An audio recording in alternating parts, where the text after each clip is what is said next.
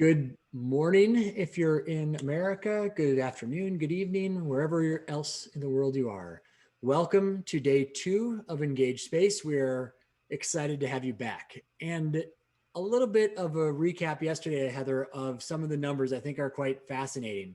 Even though it was 5 hours of broadcasting, because we allowed everybody to interact with others, it was actually 60 hours of time that people got to interact across it. Kind of a very different offering than other virtual events. I can't prove it, but we've had multiple people claim that this is the very first Air Force, Space Force partnership with the world that there was no PowerPoint used for an entire day. Not just like an hour, but an entire day. You're so proud of that. Yeah.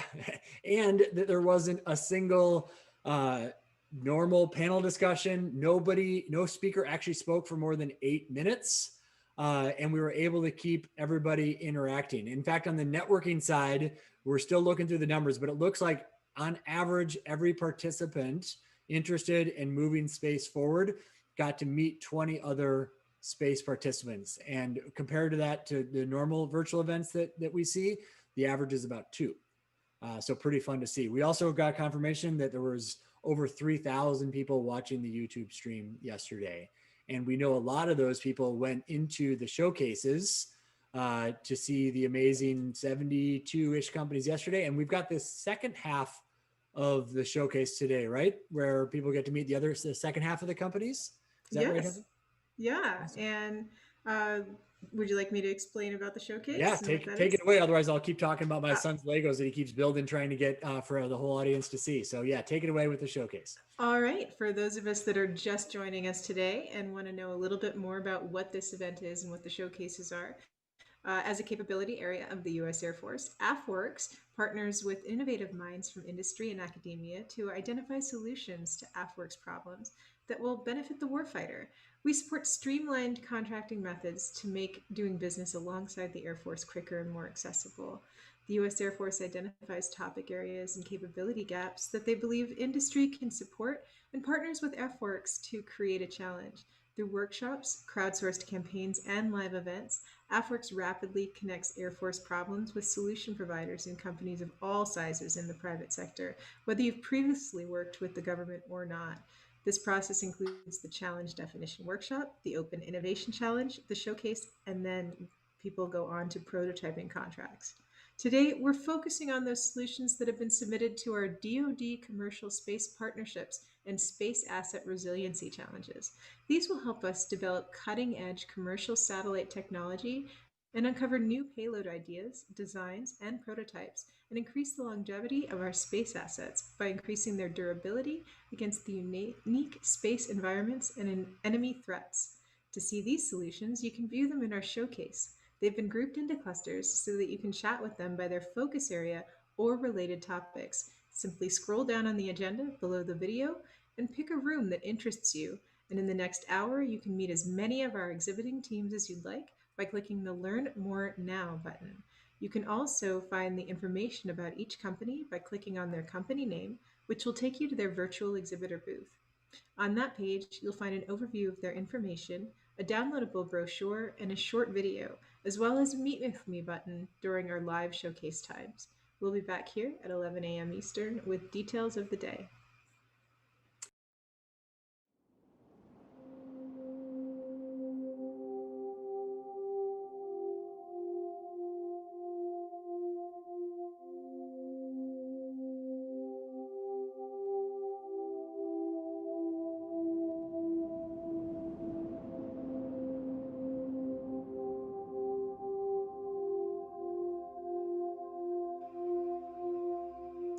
And sorry about that. Our YouTube administrator decided to cut me off right as speaking. I guess I'm used to that, getting cut off, living in my basement with my 3 little children upstairs. Usually not at work though. But anyways, we made a few changes to the website yesterday. We know 773 of you were chatting away on the website, but a couple hundred of you had difficulty with the chat. We totally acknowledge that's our fault, and we will not be using that chat service again.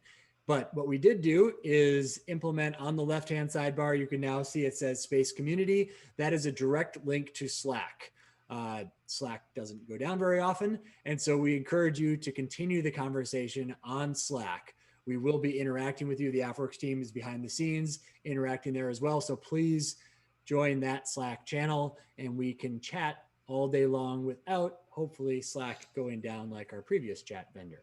So thank you. Enjoy. Make sure you scroll. Go visit those exhibitors. Stop paying attention to us. Thank you.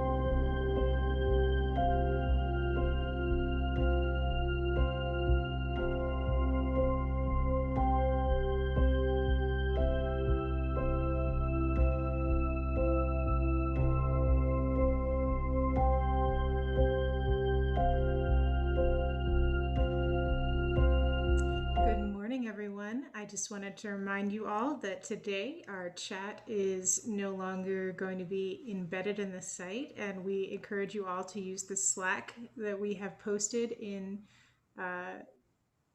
Where is the Slack posted? I'm just going to wait on. Hey, Heather, no problem. We replaced it on the left navigation bar, say it called Oh, you Space did. Community, so Okay. everybody can participate. Just click Oh, Space gotcha, Community gotcha. on the left, Sorry, takes you right into it was Slack. in the upper. Sorry. Yes. So, and then during this time, we would like you all to visit our exhibitors. They are waiting for you to come in and say hi. All you need to do is scroll down on our site and you'll see the live meetings for them. So you can go to see the EngageSpace exhibitors and then click Learn More Live to go into groups where they are waiting right now for you to say hi, or you can click into their individual exhibitor booth rooms. So on those pages, you'll be able to see the virtual brochures that they have created for you. So with that, we will be back in a few minutes to remind you again.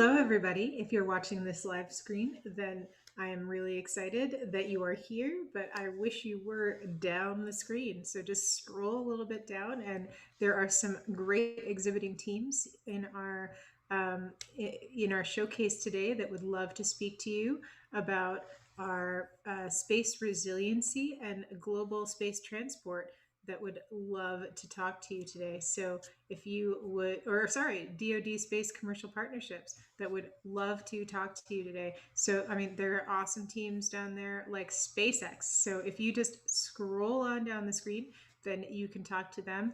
Or if you would also like to keep the conversation going all day and beyond, then click on our Space Community tab on the left-hand side of the screen. You'll also find throughout the day polls on that side of the screen. So just click on collaborate and then polls, and then you'll be able to ask questions of the speakers by entering in that poll right there. But right now we are in our showcase portion. So scroll on down and then find our exhibitor booths and enter one by clicking learn more live on any of the booths that you would like to join. So thank you and see you back soon.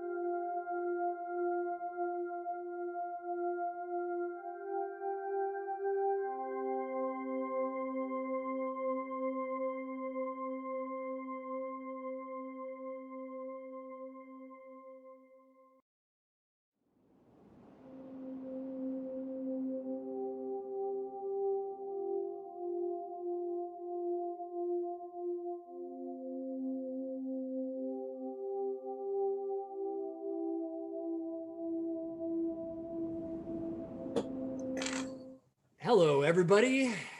Welcome to EngageSpace, day 2, official kickoff, 11 a.m. Eastern here. I'm broadcasting from Minneapolis, Minnesota in the basement while my kids are no doubt sucking up my internet upstairs. So hopefully we stay strong today. And of course, I'm joined by the host of this event, Rick Tumlinson, also known as one of the godfathers of space. Rick, And I'm broadcasting live from my office, where I am alone, except for some fish and very small shrimp. Probably the only creatures that will tolerate me in the COVID-19 lockdown. But it's good to see you, Brandon. Yeah, yesterday was pretty amazing, I have to say. I've attended a lot of events, live and online. You had made the point earlier for anybody who just showing up right now that the entire day there were no PowerPoints, which I think might actually disqualify this event for being an aerospace event. I don't think that's allowed. But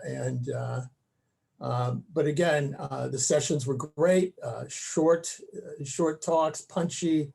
A lot of knowledge, things I didn't know were being said, and I gather there was a lot of stuff going on in the different rooms and things like that as we went on. So yeah, it was great, Brandon. It was. And I want to say thanks to the entire AFWERX leadership and AFWERX team for letting Rick, you and I, and the rest of our team experiment like this. I don't think anybody believed us that there would be no PowerPoint. We're also getting in some cool statistics from yesterday that even though it was technically a 5-hour event, we had 60 hours of time where people were engaging because we let people go and hang out with the experts in space. Well, it wasn't just you and I broadcasting or panels on screen. So kind of fun to see that many hours of people interacting together. And it ended up that over 3,300 people watched the live stream of all the different antics throughout the day. So nice job.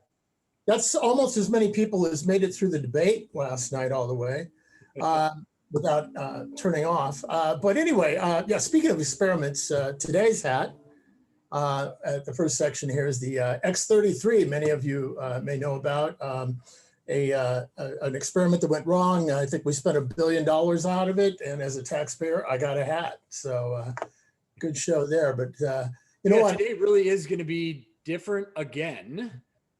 We will have one new version of a panel from, I think, another friend of yours, Megan, that's going to lead that. And stay tuned for that this afternoon because it's going to be unlike any panel you've ever seen before.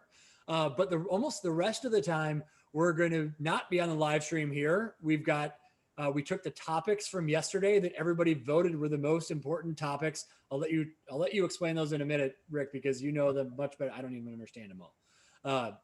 And we're going to give everybody an hour to go and spend time with those experts in those topics, discussing those issues. Then we're obviously going to have more showcase time. So it'll be the last time where people can go and see the other 70 companies. I am not giving favoritism to SpaceX. Their representative wasn't there this morning. They will be there this afternoon. I know there's a lot of people waiting to talk to them, so they'll be back later. Then we'll have the entirely new hat and panel type of discussion that everybody should join. And then this afternoon, we're going to be joined by AFWERX leadership again, where we're going to be sharing some announcements about these 172 companies. It's hard to believe that just a couple months ago, we had 800 companies trying to help. And we'll be making some announcements later on today that you should definitely stay tuned for around 3:15 Eastern. Rick, any other thoughts about yesterday or today before we move into our first interactive element? No, I think yesterday was great. And I want to commend you guys for a great event. I love the fact that you're putting the big reveal at the end at our conference. The way we actually get to keep everybody around is we have a panel called Sex in Space, and we make it the last panel of our show. But I think this is going to be fantastic. I'm really excited to hear about these companies that have made it through this process so far. There's a lot of energy going on here, and it's very positive stuff. So yeah, let's move on in if you'd like. Well, there's no way I can follow up on that except for to ask you to introduce the 6 topics that we're going to let people go into. And I'll give you instructions after you're done. If you took part in networking yesterday, this is going to be very easy for you. But stay tuned after Rick gives these 6 topics. I'll explain how you can get the most out of them. No, thanks, Brandon. By the way, that's why I get the big bucks, you know. So, so the sessions or the topics in the deep dive today are going to be broken down into 6 parts. So we have the global collaboration, and I think Namrata Goswami and Matt Tompkins from the Aerospace Corporation are going to be helping facilitate that conversation.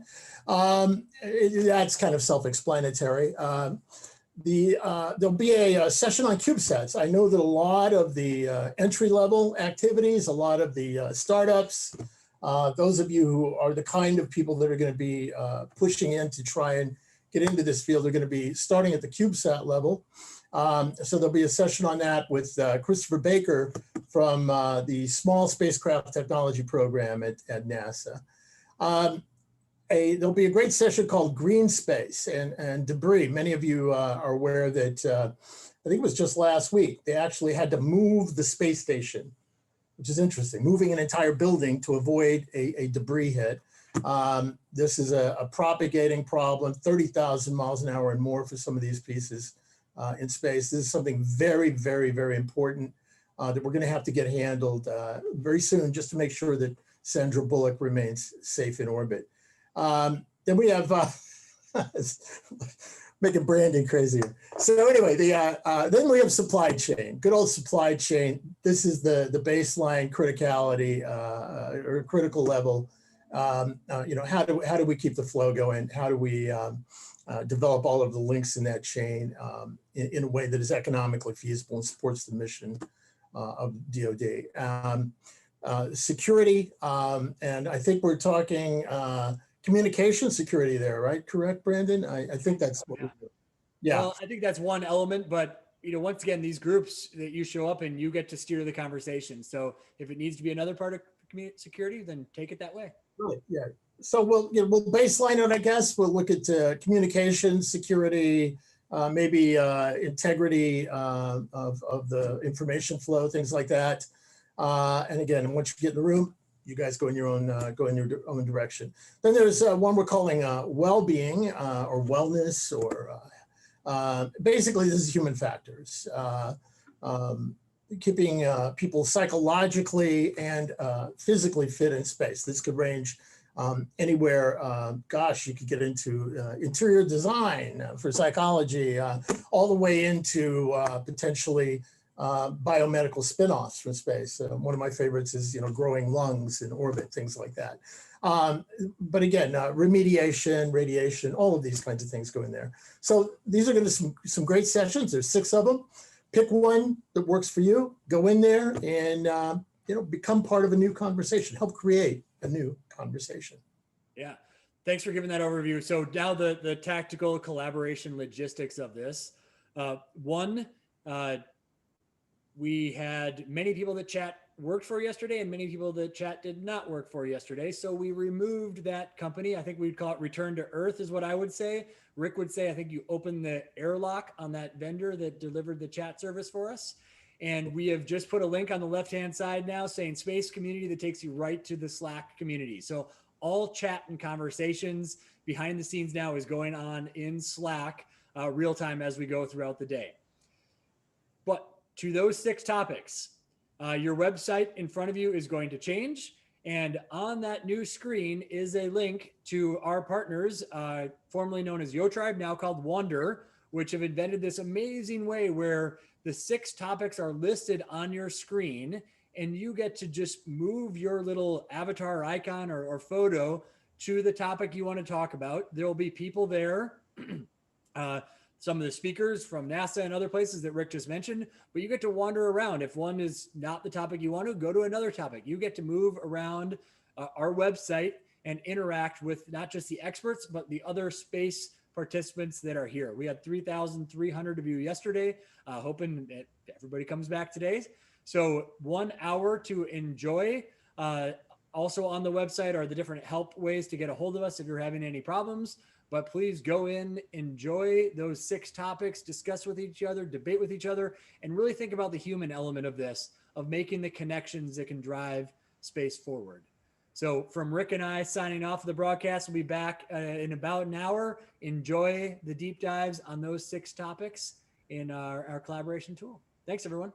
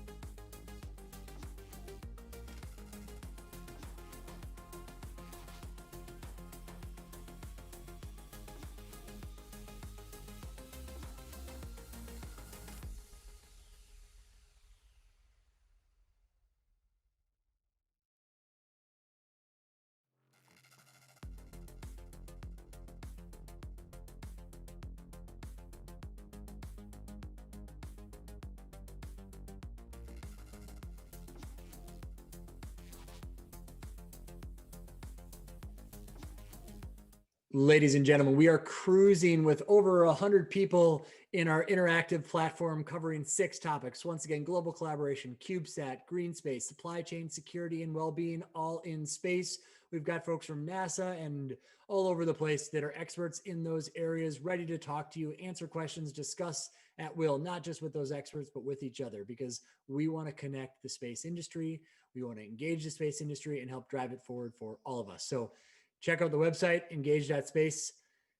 Conference.engage.space, but either work, and check out the Slack channel, the replacement for chat, to keep update. But otherwise, please go join your 100 or so colleagues and interact with them. Thank you. We'll be back here a little bit later.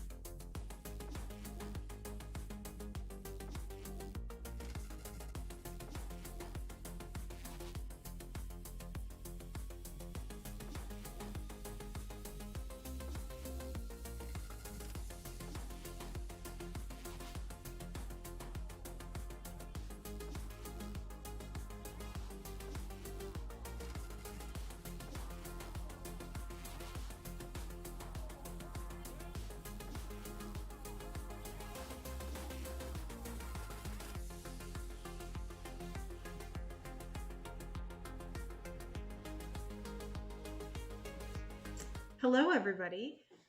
In case you're wondering what's going on right now, this is the EngageSpace event, and what you should be doing is engaging with the other attendees of this event by scrolling down and going to the deep dive.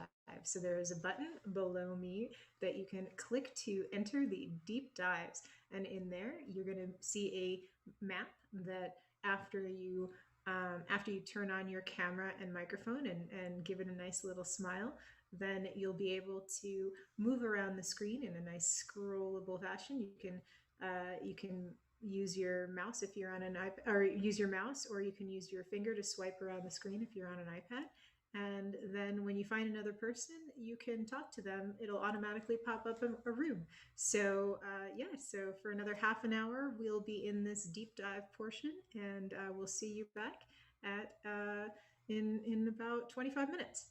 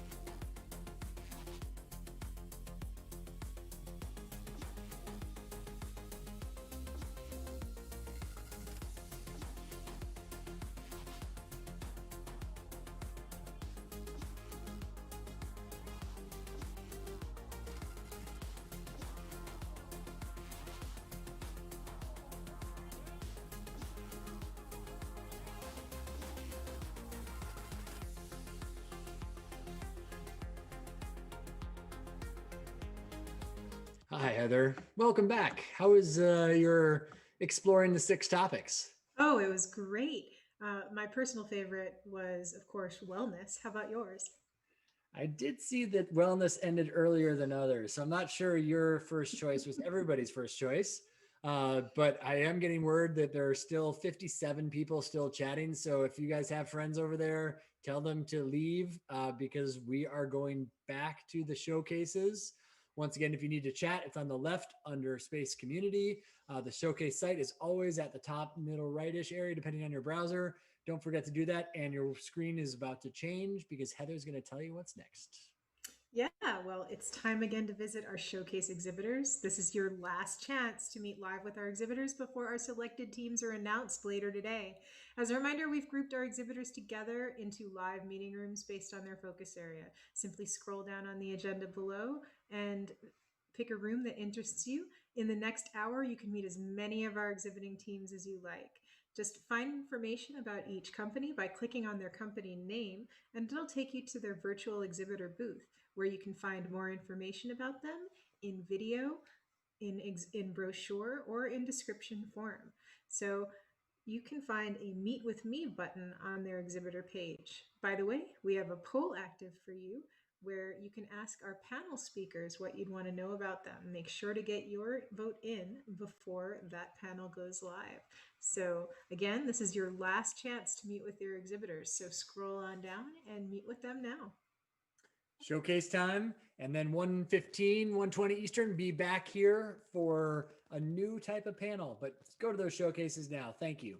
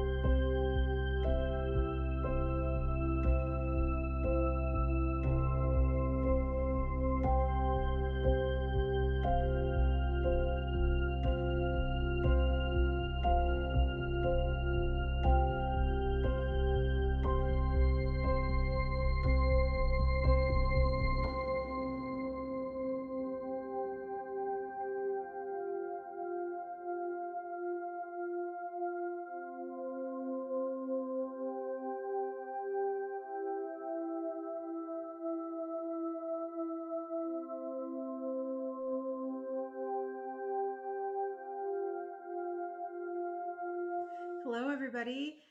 If you're watching this stream, I'm excited to see you. This is the EngageSpace second day. Today, we are talking about space resiliency and DoD commercial partnerships. So this is your last chance to meet live with our exhibitors before our selected teams are announced later today. As a reminder, we have a poll that is active right now for our next panel that's coming up. So on the left-hand side of your screen, you can enter in question for our panel speakers later today. But the most important thing for you to do right now is to scroll down and to click on the Live Now button so that you can go into groups and talk with those teams, or go into each individual team's exhibitor booth and then meet with them with their you can find an overview of their information, a downloadable brochure, or a short video, and that meet with me button so you can go talk to you. They are waiting for you now to come in. So do that. This is your last opportunity.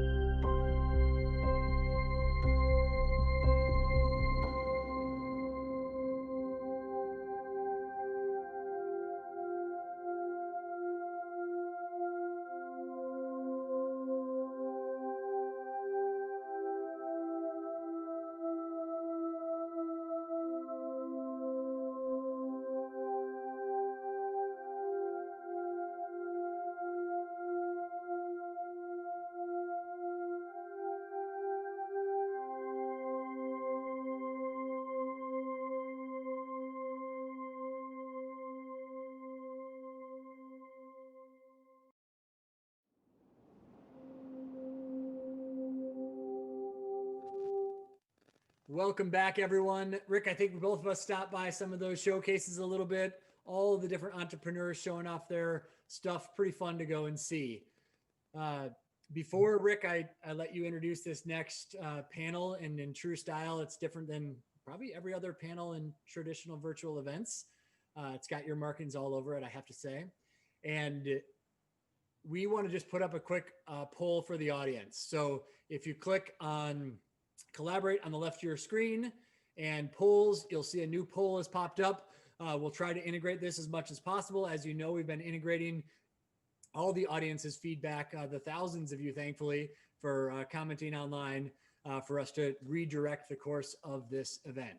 So Rick, let's hear what we have coming up. First, I think another visit from a general, though. Yeah, absolutely. And by the way, the hat for this section is a warning to us all. This is a commemorative rotary rocket hat. Those of you in the field are probably chuckling right now. But now somebody who's actually getting it right is one of the esteemed leaders of this entire program here, and that's General Steve Budo. He's the director with the space portfolio of the Defense Innovation Unit. And, General, my dad would kill me if he knew I was going to call you Steve. So General, one thing, if you don't mind, before we move on too far, we're hearing a lot of acronyms. A lot of people are very familiar with the military. If you could give us just a minute or two on the DIU, so we can have an understanding of really what you're engaged in. Sure thing, and just call me Bucky. That's the easiest. So the Defense Innovation Unit was formed under the Office of Secretary of Defense to increase DoD's access to non-traditional innovation and to scale the adoption of commercial technology to sustain U.S. technological leadership, not just militarily, but economically. We have offices in Austin, Boston, Arlington, and Silicon Valley, enabling the department to engage directly with innovators, commercial companies, startups, and the private sector who enables, private investors rather, who enable them, like Rick. Yesterday, the House Armed Services Committee released the Future of Defense Task Force Report 2020, a bipartisan mandate for a whole nation effort to accelerate advancements in artificial intelligence, biotech, quantum space, and others that are making traditional battlefields and boundaries increasingly irrelevant. Specifically, the report calls in part for the Pentagon to continue to improve its ability to leverage private sector innovation at scale, including that from non-traditional companies like the ones you're going to hear from in a moment, recognizing that the private sector, not the government, is now the leader in R&D investment, and to maintain its technological advantage over the competitors, we have to leverage them. It also recommended a 10-fold increase in innovation funding for units like DIU, AFWERX, and others who collectively today impact less than 2% of DoD's total acquisitions. Attracting, engaging, and contracting with entrepreneurs to solve wicked problems is at the core of these successful programs. And it's why this AFWERX Engage program is so very important today. The late Steve Jobs referred to entrepreneurs as the crazy ones, the misfits, the rebels, the troublemakers, the round pegs and the square holes, the ones who see things differently. They're not fond of rules and they have no respect for the status quo. We need them now than ever before, especially in space. So with that, I'd like to hand it back to Rick and our moderator, good friend Megan Crawford, also Space Fund, for a lightning round with entrepreneurs who, in the spirit of Steve Jobs, are succeeding in improving our national security as well as the space economy through their inspiring innovations. So back to you, Rick. Thank you, General Bucky. Really appreciate that. That's great. And this is, again, some really exciting stuff that's going on here. So it's my great pleasure now to introduce the person I call privately she who must be obeyed, or the managing partner of our company, Space Fund.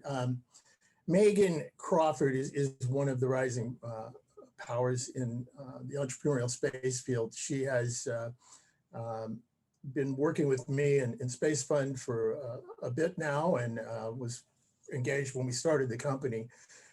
She's really started to rise up as one of the leading voices in the field. She's on a couple of boards, the Center for Space Commerce and Finance, and the Space Frontier Foundation. She also co-founded one of the longest running space business plan competitions on planet Earth. And as I mentioned, has become a very highly respected voice in the field. Her podcast, Mission Eve, celebrates and lifts up the engagement, the empowerment, the leadership of women in the space field. So without further ado, Megan, good to see you. Thank you. Thank you for the great intro, Rick. I'm so glad to be here. This has been so much fun watching you guys over the last day and a half, and glad to be here to participate. I'm really excited to introduce the amazing entrepreneurs that we have on this panel today, starting with Sean Mahoney, a good friend and former chairperson of the board of the Space Frontier Foundation until I took over just a couple of weeks ago. He's the CEO of Maston Space Systems. He joined Maston in 2010 as the Director of Business Operations and became CEO in 2013. In 2019, Sean led Maston's win of a slot in NASA's Commercial Lunar Payload Services Program contract to compete to deliver payloads to the lunar surface over the moon to the moon in over the next 10 years. Excuse me. Our next panelist, Dan Faber, CEO of Orbit Fab, which is one of Space Fund's portfolio companies. We're very proud to be an investor in Orbit Fab. Daniel Faber has over 20 years of space technology leadership experience. He's built a dozen satellites in 4 companies. He has worked and studied in 8 countries on 5 continents and was formerly CEO of Deep Space Industries. As the founding CEO of Orbit Fab, he's currently building gas stations in space. Next is Nick Borenstein, founder and CTO of Crowd AI. Nick is the founder of Crowd AI, which combines deep learning and computer vision with human in the loop to automate the discovery of objects at scale. With 7-figure contracts with the DoD and 100% annual growth, Crowd AI is an end-to-end platform for creating computer vision solutions and promises to solve a multitude of problems in processing satellite, aerial video, and other sources of visual data into actionable insights by dramatically lowering the cost of cutting-edge model development. We've also got Jim Caravalla, CEO of Offworld. Jim is co-founder and CEO of Offworld and is leading the deployment of a machine learning industrial robotic workforce to undertake mining, manufacturing, and construction on planetary surfaces and in space. He brings 30 years of experience in areas such as aerospace engineering, space systems, robotics, machine intelligence, manufacturing and construction, computer science, synthetic biology, and molecularly precise control systems. He is on advisory boards and board of directors for organizations such as the National Space Society, the International Moon Base Alliance, and the Moon Village Association. We've also got Kelly Larson, Chief Executive Officer of Aquarian Space. She's a TEDx speaker and a serial entrepreneur. Kelly is an innovator at the intersection of business, science, and leadership. She's widely known for her innovative approaches to business and her strategic range. Kelly currently specializes in aerospace market-ready development strategies with an emphasis in collaborative international partnerships and high-level entrepreneurial ventures. Kelly sees that we can only develop a strong interplanetary economy together. And finally, my pleasure to introduce Craig Yogi Levitt, AFWERX Innovation Advisor. Yogi is a retired U.S. Air Force colonel and advisor to AFWERX for innovation and small business partnerships. A graduate of the U.S. Air Force Weapons School, he has over 3,500 military flying hours and holds a BS in engineering from the U.S. Air Force Academy, as well as an MA in Air and Space Power from Air University. So with that, welcome panelists. We're really excited to have you here today. And Rick and I were just chatting about how we might make this panel more interesting. We don't want to just kind of throw out a bunch of questions at you. We want to have a little fun first, I think. So how about we play a little game some people call telephone, where we'll put together a story collectively as a group. We're going to tell a story about the future. So each of you has to build upon what has come before, the story that's being told as we go. So each of you will have 3 sentences or so. And the rule is that you have to start your part of the story with "and then." So we'll kick it off with Rick. He'll get the story started, and then we'll move through the panelists, and each of you will build upon the story, starting with "and then." And so let's talk about, let's tell this story about the future of space entrepreneurship in a world where the government and entrepreneurs are working together to build a sustainable space economy. And Rick, I'll let you kick it off. Okay, here's where we're going to start. In a world where there is no cooperation between the private sector and the government and the opening of space, different elements are in competition with each other, creativity is wasted, and the future of humanity on the frontier seems as far away as it could ever be since we returned from the moon. It's like we're going nowhere. Sean? And then there's a change that happens. New folks rotate in Space Force, and a shock that has kind of hit the system finally registers. We have an adversary, potential adversary, who has decided to extend their claim. And into this world of needing to respond rapidly to the whatever the new Sputnik moment is, the government, specifically the folks in military leadership, begin working directly with the innovative companies that have been trying to come up with ideas and trying to come up with services that haven't quite caught on yet. There's a lot of chaos as this happens, and then the spirit of adventure that built America and the West and the great countries as we move forward into this civilization was really rekindled. Our desire to reach into the unknown, to build, to move forward again, and to not let ourselves be oppressed as a people. We built new systems, new species of robots and spacecraft, moving out into the inner solar system, into cislunar space as a bastion of freedom and innovation. And then expanding into the reaches of space, automating with robotics, we're generating exponential amounts of data and increasing our capacity to process this data by investing in thousands upon thousands of computers and, you know, making better and better decisions as a result of the way that we process using AI and deep learning. You're on mute, Daniel. And then with all of the robots moving around towards the lunar surface and around the moon and in Earth and cislunar space, and all of the gas stations refueling them, giving them mobility, the government is buying these services and these robots and finding applications for them to be able to reach out and create new capabilities. But there is danger on the horizon, because there are other countries that are also trying to move into these spaces. And there is a challenge.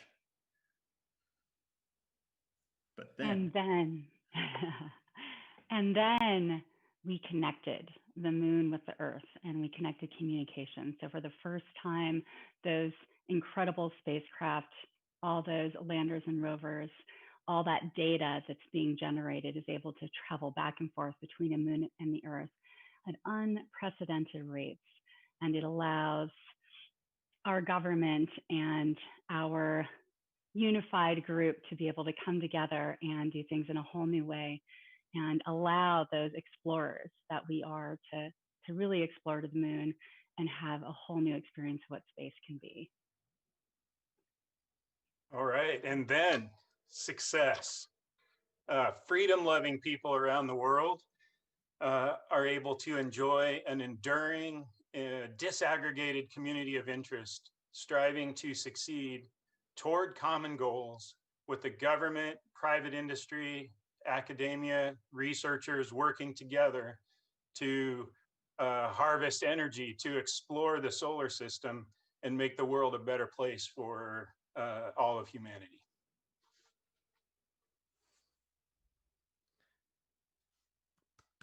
Rick, turn your audio on. I was miming applause. Yay. All right. All right. Back to you, Megan. Great. Thank you so much, folks. That was really fun. So now I'm going to give you guys another small challenge. I'm going to ask you to give us your 60-second elevator pitch about your company or organization, but do it in 30 seconds. Let's start with you, Sean. Get off the couch, get into space. And if you want to help developing the tech, testing it, or delivering it to the moon, that's what Mastin is here to do. We've been at it for 15 years, and we can help take your crazy, brilliant idea and help make it real. Great. Dan? Orbit Fab is building gas stations in space. Do I need to say much more? Every year, about $10 billion worth of value gets destroyed because satellites run out of fuel, or there's a glitch and they haven't got fuel to become useful, or we're cluttered up with space junk and we haven't got the fuel to get out of the way, or just we don't have flexibility to do new things, to change to an adapting market or an adapting environment. We need fuel in orbit. That's what Orbit Fab is delivering. Great. Nick, your turn. Yeah, we're producing exponential amounts of imagery every year as a species. Satellites in orbit, cameras producing video. Crowd AI enables high quality custom machine learning models to easily analyze that imagery and video. You don't have to write a single line of code or need any data science background to use our platform. We have a full stack solution that gives you the tools to go from raw pixels to structured insights relevant to your specific needs. We process satellite imagery, full motion video, and more. Great. Jim? Off-World is building colonies of machine intelligent robots, speciated into multiple tasks along the industrial spectrum, from mining, extraction, processing, manufacturing, infrastructure repair, and assembly. We're deploying in underground mines and construction right now, and using that platform of machine intelligence and modular architecture to mature those operations and then deploy into undersea and space-based architectures. Great. Kelly? Aquarian Space is essentially an interplanetary telecommunications utility company. So we are bringing data services to the solar system. We're starting at the moon. We're essentially stringing spacecraft or relay spacecraft like cell phone towers in space. So we are here to meet your data needs. We're going to bring the cell phone towers to you so you don't have to send the signals all the way back down to the Earth. And we can receive many signals at once, stream them all down 24/7, and we are delighted to serve. Great. And Yogi, tell us about AFWERX. One of the biggest challenges for any large organization, corporation, or bureaucracy is to access the creativity of all of its people. The Air Force and Space Force together have well over 600,000 people in and out of uniform.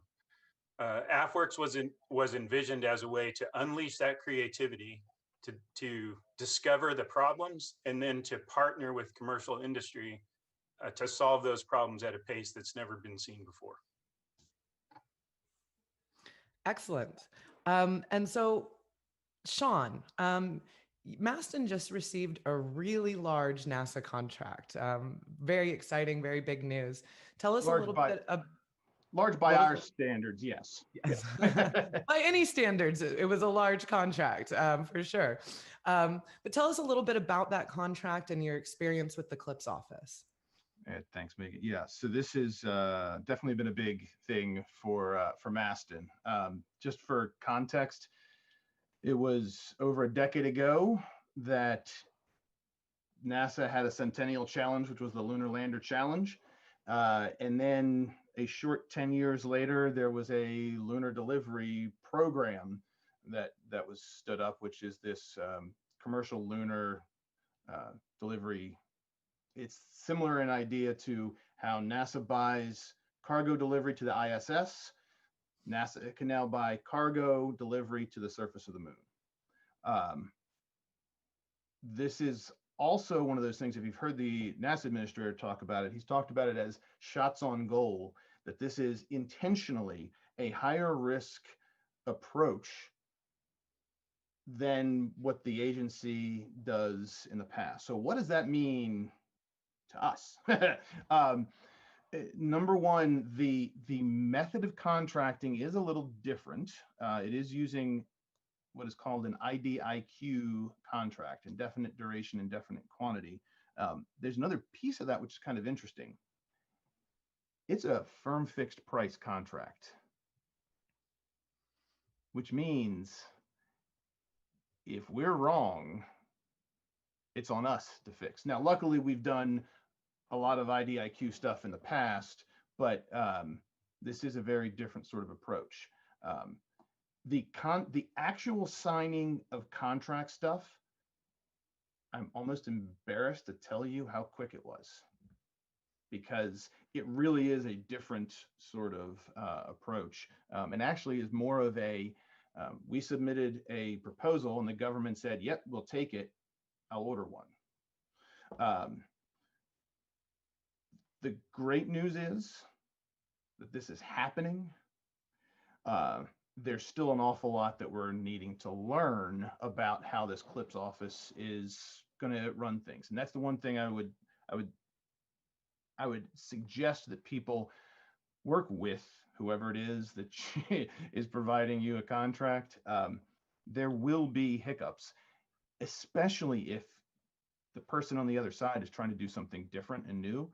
And so there's been some scuttlebutt about the CLPS program, but that is like the very edge percent. The vast 99.9% of the program is phenomenal. And then there's some things that need to be tweaked. So it's been great. It's been huge. It's been harrowing, and we've been growing like crazy even during the COVID time. So. That's great, Sean. Thank you. Really appreciate that. And, that's one of the things that I've been most excited about to kind of this new era of NASA, are these great new contracting methods, the speed with which the organization is moving. It's kind of a fun and brand new era, very exciting for entrepreneurs. And there are antibodies that fight back, and it's our responsibility collectively to make sure we're providing great service. To keep those contracts coming, right? We want to not just keep them coming, but speed them up even more, right? More contracts faster. Great. So Dan, Orbit Fab has received contracts not just from NASA, but also from ISS National Lab, National Science Foundation, and the U.S. Air Force. So talk to us a little bit about working with these different organizations.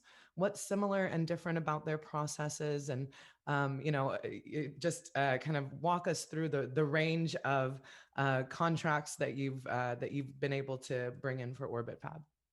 Yeah, as a startup company, and we're 2.5 years old now, I guess.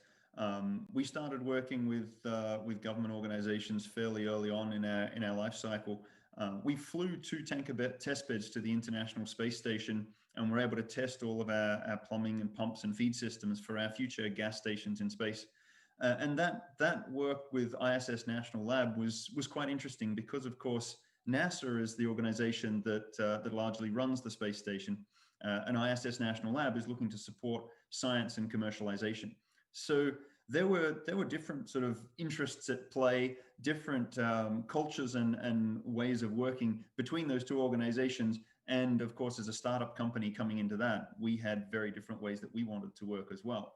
So there are a lot of interesting experiences where we would have the different groups on the phone and realize sort of different expectations of our thoughts on how quickly things should go, versus people whose priority was the safety of the crew and of the International Space Station, which is a significant asset. Whilst everybody's looking at how to use the station effectively to achieve both the science, commercialization, national interest types of goals. So the biggest thing that we saw was just we had to appreciate where people were coming from when they were looking at the different projects, the different contracting mechanisms, and the different parts that we're looking to fulfill as a company. And so as we go forward, building the fueling ports for refueling satellites, that it's the first commercially available fueling port, that rides a lot on the work that's been done at NASA and other organizations, sort of scientifically and engineering wise, to create a product then that can work for the 20 customers, 20 commercial customers that we went out and interviewed for those requirements, and the 3 government agencies that we got requirements from. So Air Force, Space Force wanting these fueling ports for future satellites came to the table through AFWERX and said, look, we need it tested to Air Force requirements and qualification standards. So we're going through that qualification testing now under an AFWERX Phase 2 project. And that's very well aligned with exactly what we wanted to do. So that fit really well with AFWERX. But different projects have fit in different areas. The National Science Foundation, we're actually quite impressed by how much they were pushing on entrepreneurship and commercialization of that technology that we brought there. So we looked at the rendezvous and docking interfaces, and in trying to build a tanker ran into a problem that there was no specification. There was no standard for how satellites go together, the resolution of your cameras, the QR codes, the intersatellite links. It's a complex system. And so we said to the National Science Foundation, look, we think we have all these things that could put them together. And they've supported us now to help sort of create that interface standard. And so that's their emphasis, though. Fully 50% of their assessment was on whether or not there was a commercial market on the back end of this, which was something then that we had to go out and prove. Which almost sounds like an investor leaning, doing an investment pitch, and Megan is smiling and nodding here.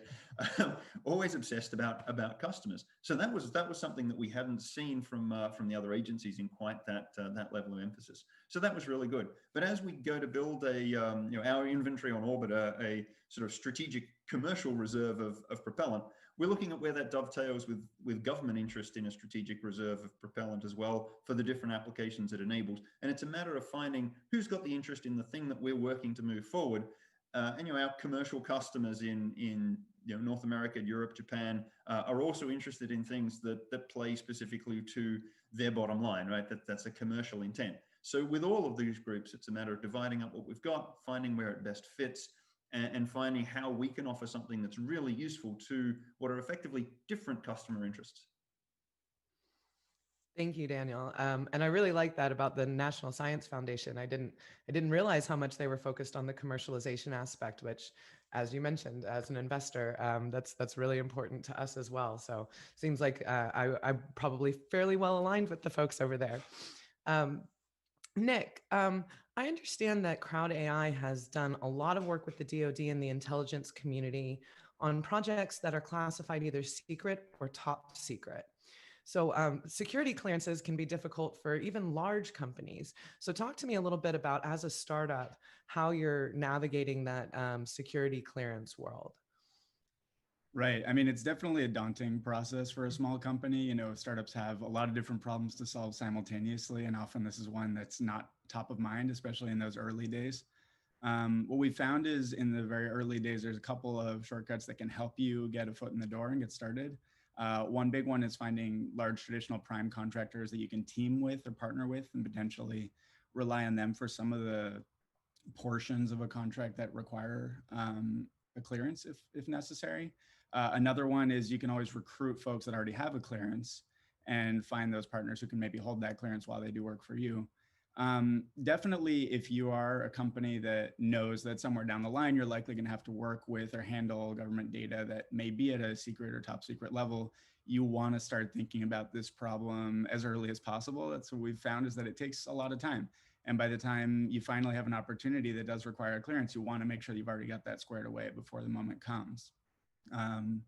Ultimately, what you really want to do is get a facilities clearance license. That is essentially the way that you become an entity that can actually hold clearances for your own folks. In the end, we all know this as Silicon Valley companies, it's about talent, right? You want to be able to recruit the best of the best and connect them with the problems that are important to your company. And if you don't have the ability to hold your own clearances, then you're kind of limited to seeking out folks that may already have clearances, and that's going to be a big filter on who you're able to recruit and connect to your project. So that's a really important process you want to think about as early as possible. Great, thank you. Yeah, it's always good to be prepared. You want to be thinking ahead as much as you can. And startups, I think a lot of times don't realize that's a bit of a process, and it really takes some time and effort to get those clearances in line. So thank you. Kelly, your company is working on a pretty big, bold mission. How important is government support in completing that mission? How important is the government as a customer and government support leading up to that, that kind of customer timeframe? It's very important. Definitely, we see defense and space agencies as our most important customers initially because defense agencies and space agencies are really paving the way into space. They're really leading the frontier of exploration into space. And eventually there'll be more of a commercial market and that'll be exciting. But that's where the needs are right now.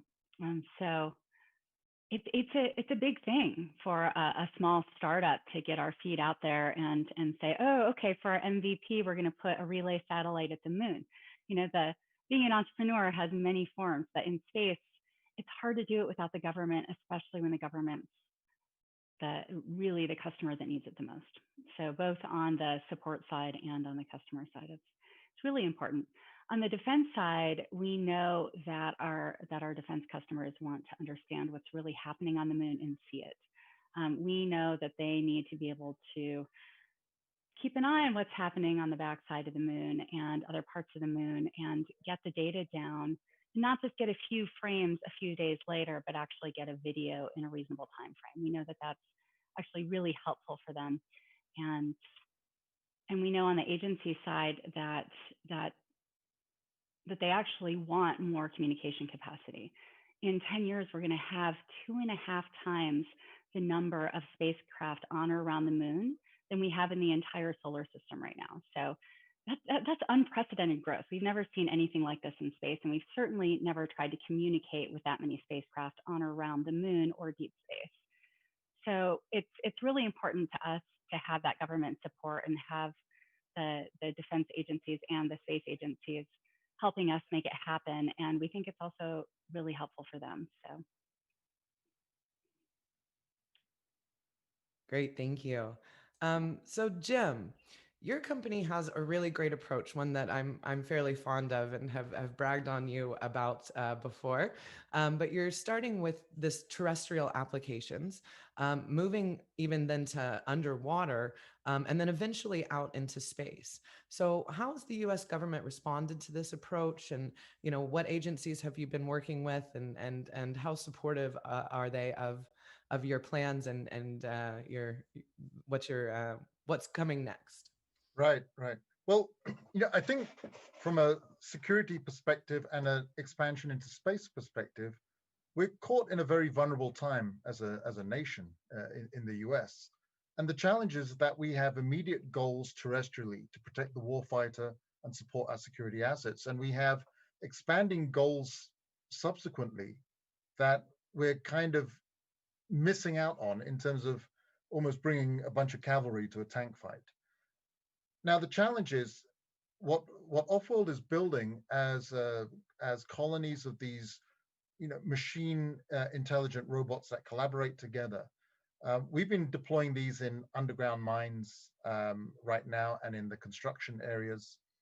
And that level of deployment allows us to build our full stack of machine intelligence as well as the modular hardware for these robots to work together. And that's undertaking a whole bunch of tasks. Now, when we've been going out to government agencies and explaining what this new capability offers, there have been challenges initially, especially around agencies like DARPA and others, of really getting across the expanse of what was possible. Because now we're talking about, in terms of putting the warfighter in dangerous conditions and in harm's way, we can put these robots that can collaborate and work together. And because of the way we've speciated amongst tasks, we don't need to wait till 2030 or 2035 when the intelligence really has a full degree of autonomy. We have collaborative autonomy and teleoperated interfacing right now for the control of dozens to hundreds or even thousands of these robots working together. And because we've just been developing commercially without investment, without debt, we eventually got the interest of one of the DoD services, particularly around infrastructure repair for forward deployment bases. So how could our robots rapidly repair these facilities? And we're now under contract developing those architectures now, and using that as a, if you like, an anchor for megacity breach and other terrestrial applications. And then what becomes, I think, super valuable when we now start to talk about Space Force and how we can expand out, is that the layers of intelligence, the algorithms, the operating system, and the modular architecture are then 60 to 80% already undertaken and dismissed for then space-based deployments. And now we've got the warfighter and the services able to already be familiar with the kind of architectures that allow us to expand out, both for commercial and security objectives, with hundreds or thousands of these low-cost robots, dismissing risk, taking people out of harm's way, and rolling an envelope forward. So I really think it's been a valuable experience from our side, and it's been an effort in educating the stakeholders in DoD and various stakeholders, various services, of what is really possible, and just waiting for that credibility gap to close, if you like, in terms of how it then becomes feasible. And so now we have crossed that and are deploying in these contracts. So it does start to get interesting. I'm excited to see where it goes and how we integrate that together. And then with Dan's and Sean's and Kelly's and all of the ecosystem that is now forward developing rapidly in great partnership, I think, with DoD and services. These provide the underpinnings for us to accelerate our commercial deliverables, which is the real key. How do we create a capability that allows us to generate security, and how do we accelerate that so that we can go into real commercial expansion, from which we can then offer as a commercial service even back to government.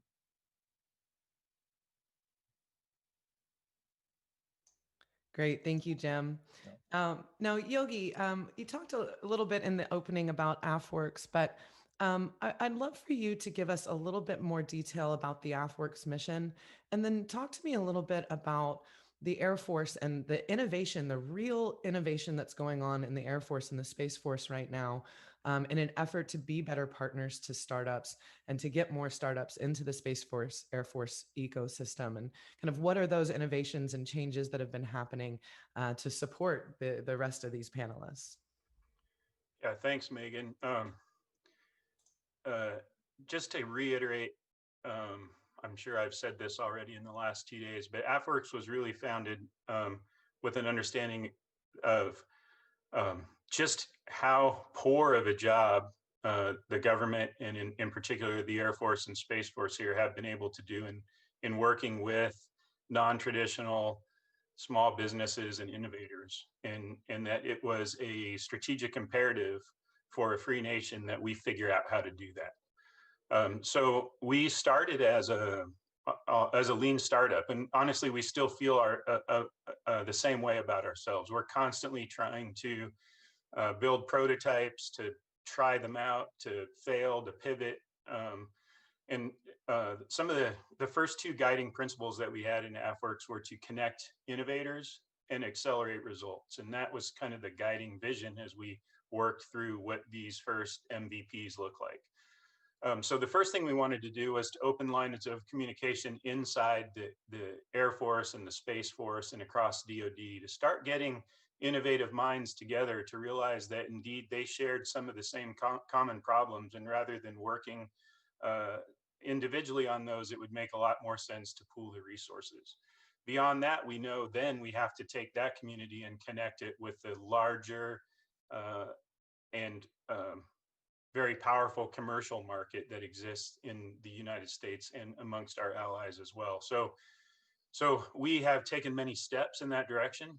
We have a collection of capabilities and tools that can help to identify needs inside the military, inside the Air Force and Space Force, and then to try and rapidly identify viable solutions in the commercial sector and move forward. So you've had, everybody who's attending has had a I think, a tremendous opportunity to learn about some of the Air and Space Force programs like this challenge, accelerators, pitch days, some of the software development tools that we have under development. And then you can see our partners, our national and international partners join in with international accelerators. We have the Small Business Administration programs like SBIR, SBIR, and STTR.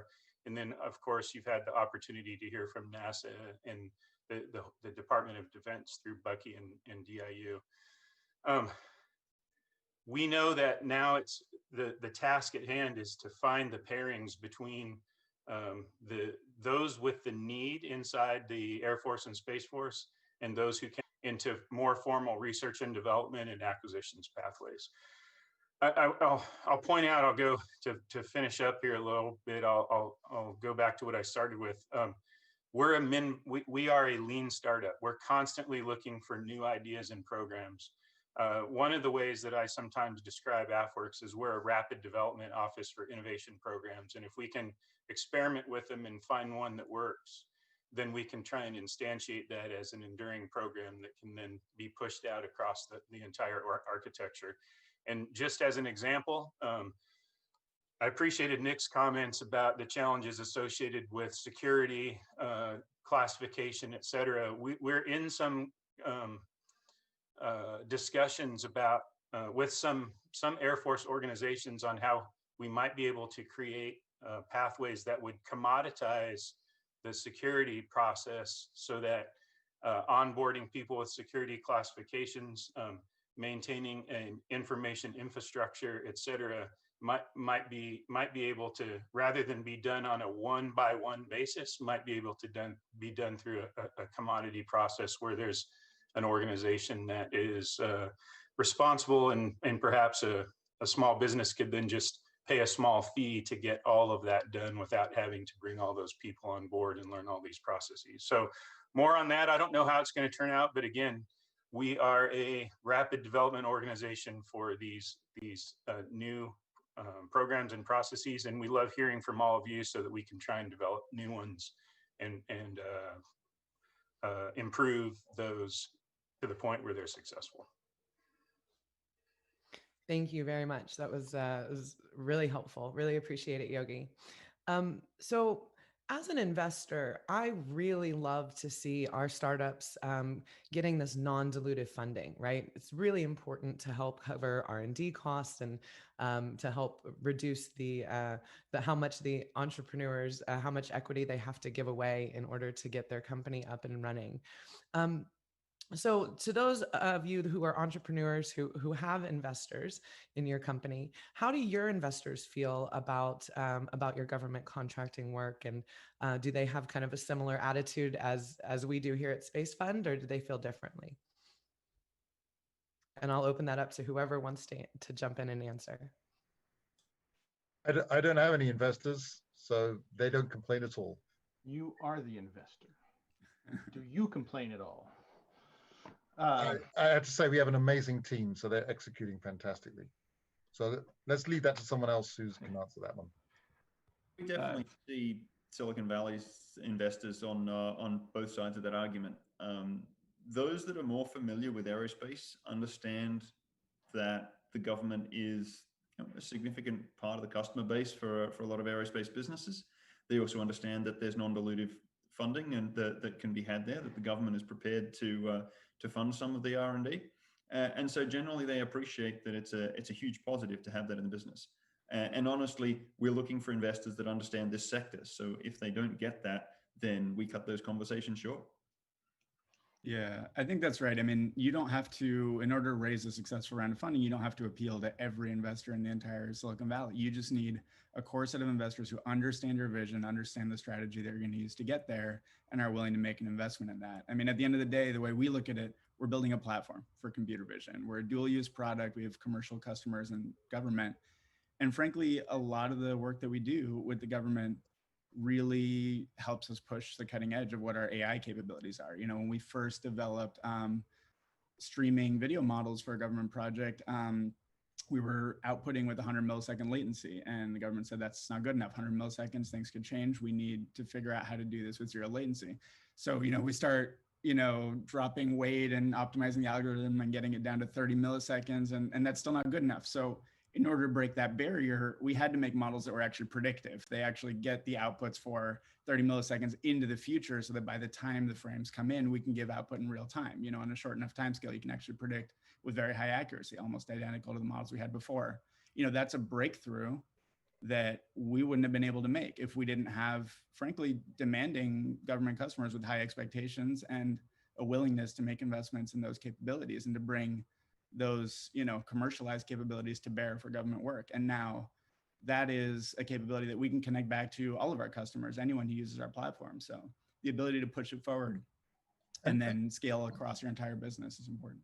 You know, and I think there's a fundamental ethical question about commercial industry engaging with defense communities, and I'd paraphrase Satya Nadella, who when challenged with this, that he said, well, we're not going to withhold our capabilities from the men and women who risk their lives to give us the freedoms that we enjoy.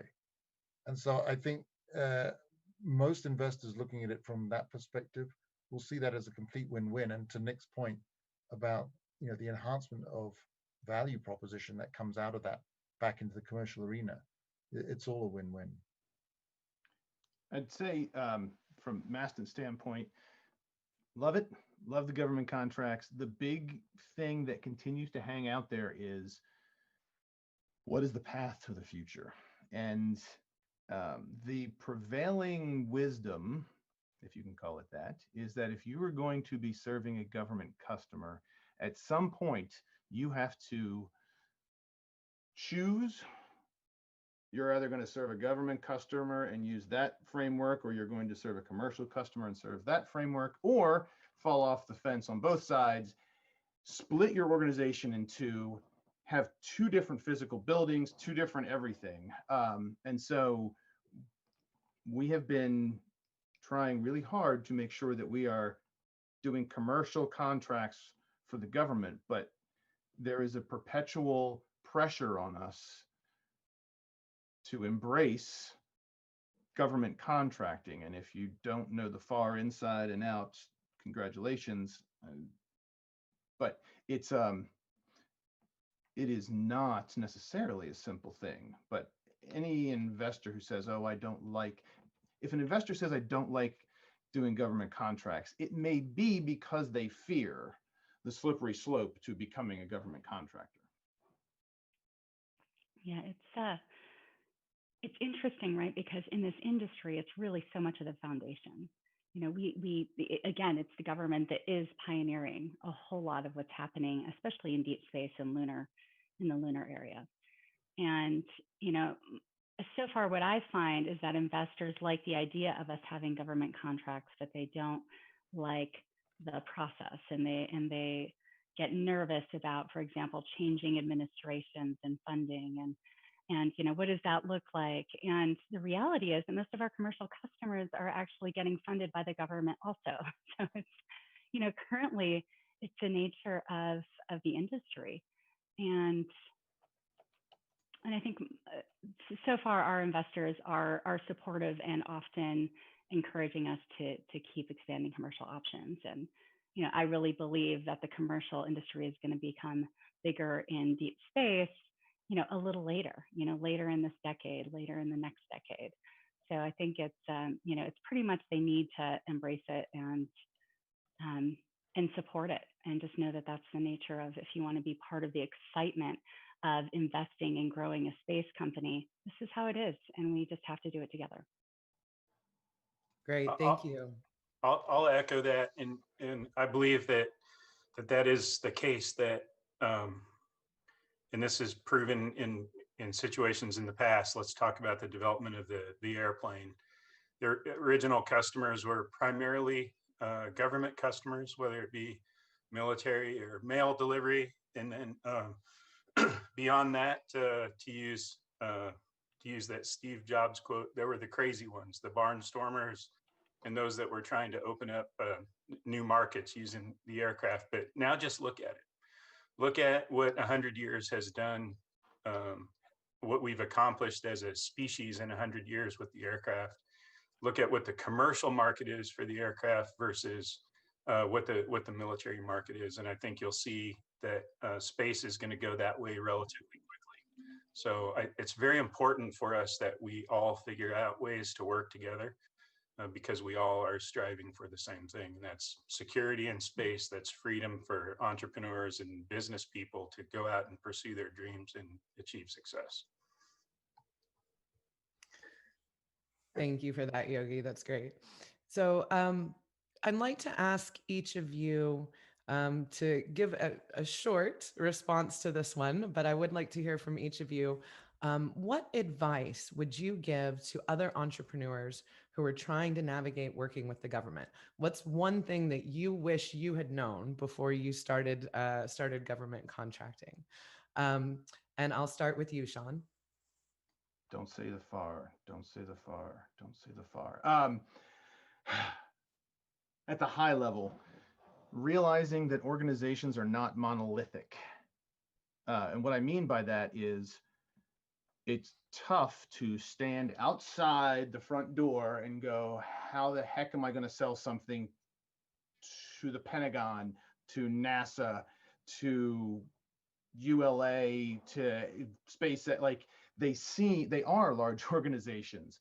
The trick, the thing that is really important is to find those people that are inside that organization, like Yogi and AFWERX, right? You need to find those people that already have a predisposition to wanting to participate.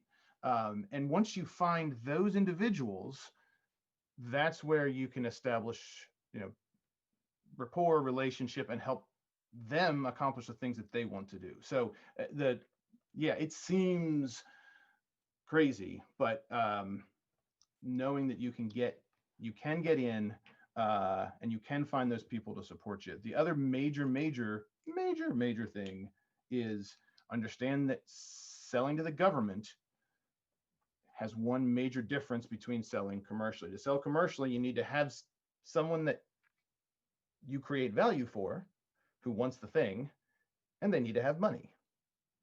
On the government, if you have someone who wants your thing and they have money, you're going to still sit there because you also have to have a contract vehicle. And that contract vehicle, that is the thing. There needs to be a way for them to spend the money to pay you to do the thing that you create. That is one of the major reasons why you should be submitting to space challenges, SBIRs, and all the rest of it, because those things can form the basis of a contract vehicle. If you come in and can solve all of their problems, but don't have a contract, that's a huge barrier that will likely leave you sitting on the sidelines. Thank you, Sean. Dan? Yeah, I'm thinking about how we started. The thing I think that we did have was we were relentless. The thing that we underestimated was to go from research sort of development contracts, which AFWERX is a very good development contract vehicle. To go from there to programs of record, to serious sales, to getting built into systems that matter, to get beyond the R&D phase, that takes time. The sales cycles are quite long, and you have to be relentless for a very long time. Exactly what that means, what those contract vehicles look like, as Sean mentioned, that the contract vehicles are important. That's something that I wish I'd known, and frankly, it's something that as an organization we are still learning and progressing with. So it's how to push and where to push, which largely comes down to the people that you have and getting that experience on board. So I'd recommend, and looking in the crystal ball of hindsight, if we'd have decided this was a pillar of our strategy up front, and we honestly started with a straight commercial strategy, pivoting to look at the government opportunities was something that we did a year or so after we started the company. But if we'd have started with that strategy, we should have started with somebody who knew how to play the game. that would have made a big difference. Thank you, Dan. Nick? Yeah, certainly one thing would be looking into the SBIR program and understanding that, it's not just that provides really valuable early revenue that helps a startup get its foot in the door and get a toehold to work with government and learning to do that, but also the community that comes together and showing and understanding the willingness of all these different groups to get started working with startups and really understanding how you connect to various government customers and how you can bring those capabilities to bear on serious government problems and really trying to understand the nuance of those problems. The other insight really that I would share is it's all about networking. As an entrepreneur, we're all used to networking places like Silicon Valley, but when you go out into government, you're going to find that there's a lot of folks that are never going to be your customers. But we've found time and time again, you go, you have that meeting, you make a connection, and maybe what turns out is, you've shown that you have a high quality capability, you're passionate about what you do, you believe, we're building computer vision algorithms for different use cases that might not be relevant to this person sitting in the room across from me. But then at the end of the conversation, they say, who you should really be talking to? I know this person over in this other department that actually would be a really great opportunity for you guys. Or even in other cases, the conversation's not over at the end of that day. We get emails 6 months later, 12 months later from somebody that we went and we educated about our product, showed them our passion and our capabilities. And then they said, I saw this computer vision BAA that came out of the NGA and it made me think of you guys. Have you looked into this? And we're getting those kind of reminders and helpful hints to guide us in the right direction. So, the more you do networking and the better you get at it, the more dividends that will pay ultimately and people wanting to pay you back for the time you spent with them to really help you along. Thanks, Nick. Jim, what's your advice? Be very specific and clear about your capability. 2, listen to the stakeholders within those organizations that you're reaching out to about what their real needs are, and try and steer the conversation into how what you're building meets their requirements rather than how cool what you're building is. So really connect with their need and use case. Listen like it's gold dust and grab onto the hints and the clues that they're providing, because those are the conduits that lead them to engage. And remember, for the most part, we're probably offering capabilities that have to either replace or supplement another protocol or ConOps. So it's got to be something that overcomes an existing capability, or we have to educate and feed their imagination, stakeholders' imagination, as to how what you're doing can then really fill a gap that may not exist yet, but is coming. And adversarial entities are also not hanging around. So educating the stakeholder. I think to Nick's point, double down on that. The networking is more key than I'd ever imagined. Getting a few stakeholders who support what you're doing, recognize the extent and the impact of what is possible, and having them help guide you to the right people to listen, and who they also know that have a need and that can bridge that communication gap as well is critical and key. So I think being very specific, being relentless, networking specifically and very significantly is key, and that's an ongoing thing. And then going for as many SBIRs and other items as you can spend the time on and afford to do that, whilst keeping focus. Just keep building up those assets, and they get easier to do as well. So it's an ongoing process, but then I think provides very long-term relationships that expand. Thank you, Jim. Kelly, what's your advice?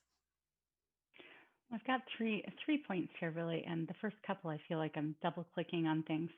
And the first one is just to look at SBIR sooner, to find someone who's an expert in it, a consultant or a friend who can give really good advice, and just start that process sooner and start navigating it and getting all those, all the registration and all the systems for all the proposals, just starting all that process sooner, because wow, there's a lot there. So you know, that step one would be that. The second point, a little bit to what Sean was saying, what Jim was saying, what Nick was saying, it's just that these are people. And so, yeah, building the network, but also connecting with the people that want the things that we're bringing. And then when they say, oh, we need your spec sheet, or, oh, we need this, or, oh, we need that, I'm actually just asking them specifically what they want in that. Because as an early stage startup with a small team, you know, when they say, I want a spec sheet, and I bring that to my tech team, and they're like, oh, well, that can look like this or this or this. And I realized people are friendly. They want to tell you what they actually want. And to just ask, like, what do you want to see in this? And then you just get a nice list. And it saves a lot of effort, actually, and stress of like, does this meet what they need? And that's something, you know, that the last year has been very, very easy. But before that, I noticed we spent a lot of energy trying to create things without just asking a lot of the resources. And the last point that I want to say that was really huge for us this year, we did our first attempt at applying for a major government proposal this year. And we did our step one, and they came back and encouraged us to do the step two, and it was really exciting, and we thought it was a great fit. And as we were building out our team for the step two and looking for partners, we reached out to one of our partners that's a bigger company. And this proposal, just the information for the proposal was hundreds of pages, right? Just to understand how to apply. And so I thought we navigated it pretty well. You know, I have an academic background. I'm like, I can navigate some thick stuff, right? I thought we kind of understood what was happening. And we reached out to this friendly, more mid or large size company. And they had a department that does this. And they said, oh, this might be a great fit for us. And then they looked and they said, oh, do you realize it's only this much money between this many companies per year? It doesn't make any financial sense. I'm like, do you know how much time I spent reading these pages? You know, and they saw it in 2 hours. So that helped us to be able to go to these friendly companies that have the department, you know, where we don't even have a person that can focus on it at this point. You know, that's their sole focus. Is something that, you know, just to pull on these resources, because those big companies also, you know, like they want us to succeed. They want our services. It's like we support each other, and that's been the biggest thing I've noticed in the government application process, is that the CEOs of friendly companies have been just wonderful and supportive. But beyond our new space community, the more foundational space community is also fairly supportive. So that's the last piece I would bring. And Yogi, what's your advice from the AFWERX side? You know, what I'm going to end with, I guess, is going to be a reflection of what a lot of the other panelists just said, but I'm going to leave you with 3 words. So we'll say the 3 Ps: persistence, patience, and passion. So on the persistence side, when you're working with us, you realize the processes that our team, and when I say our team, I'm talking about the broader team across all the Air Force, Space Force, and government. These processes are imperfect. Imperfect on their own, and imperfect with the way that they integrate with each other. So you need to be persistent. You need to tackle each and every one of these opportunities that you have, and realize that you do have some partners on the government side who share the same goal and vision. And when you find them, as has been said, you can work together with them in order to succeed. We hope we'll make the process better and the integration better. In fact, I believe we will. It'll continue to get better, but be persistent. Second, patience.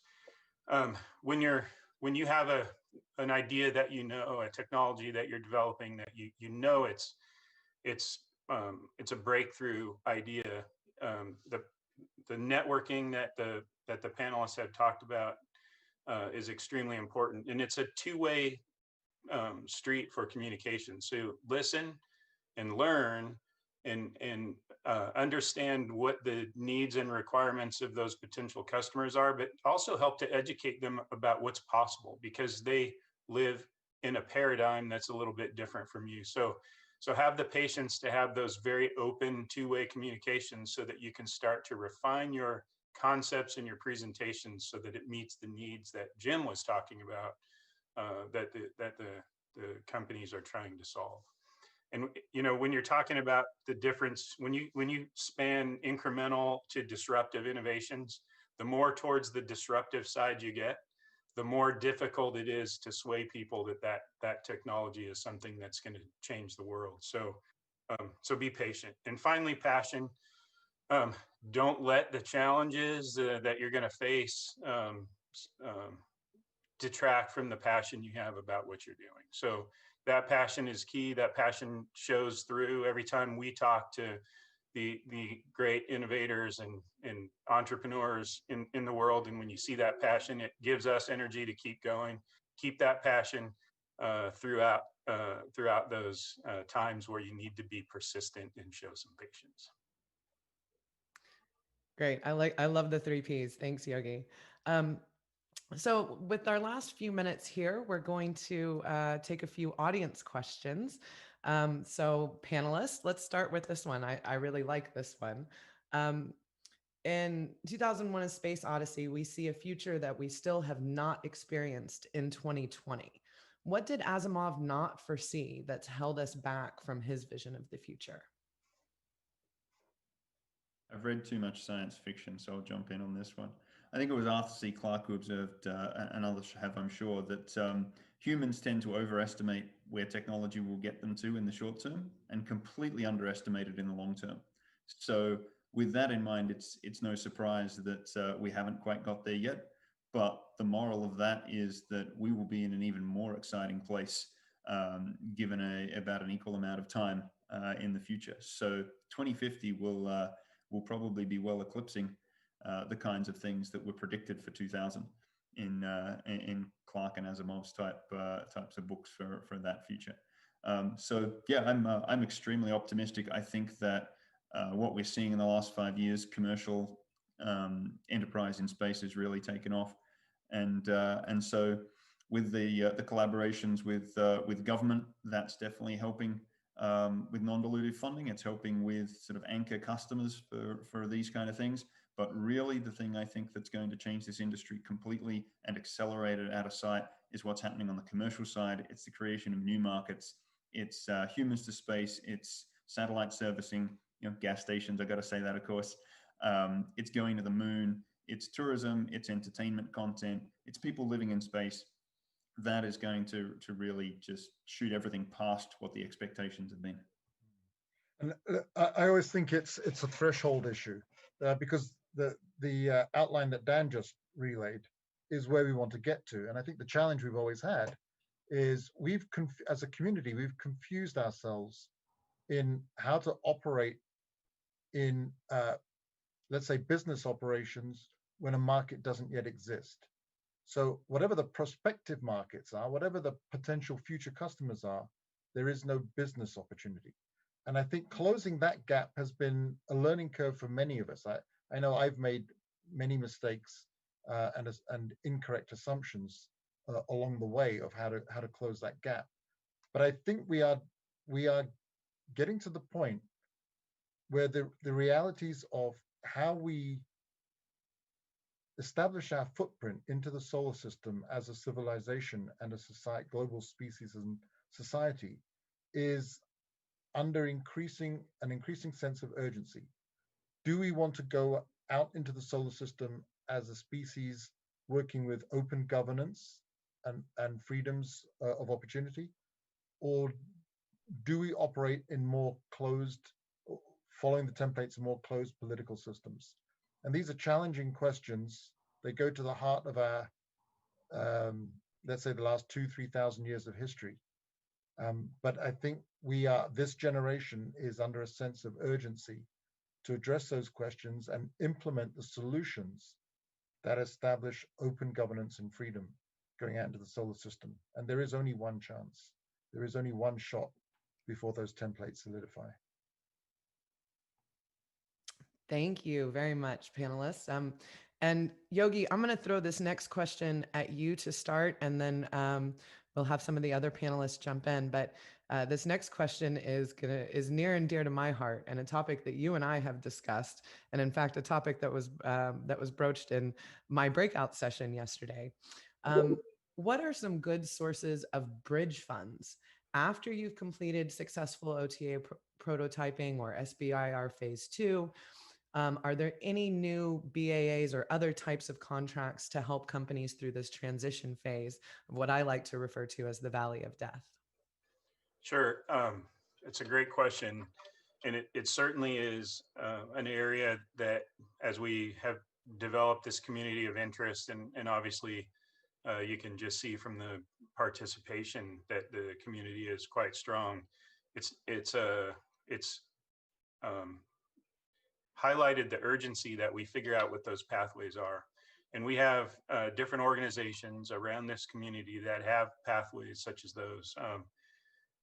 The AFWERX through the AFVentures program has developed a new contract. I'm not a contracting expert, so anything I say with contracts, take it with a grain of salt. But AFWERX has a new contract called a CSO, a commercial services opening, which will allow some rapid prototyping and allow concepts like this to move forward. We heard yesterday about both Air Force Research Lab and Space and Missile Systems Center's OTAs that they have that are available.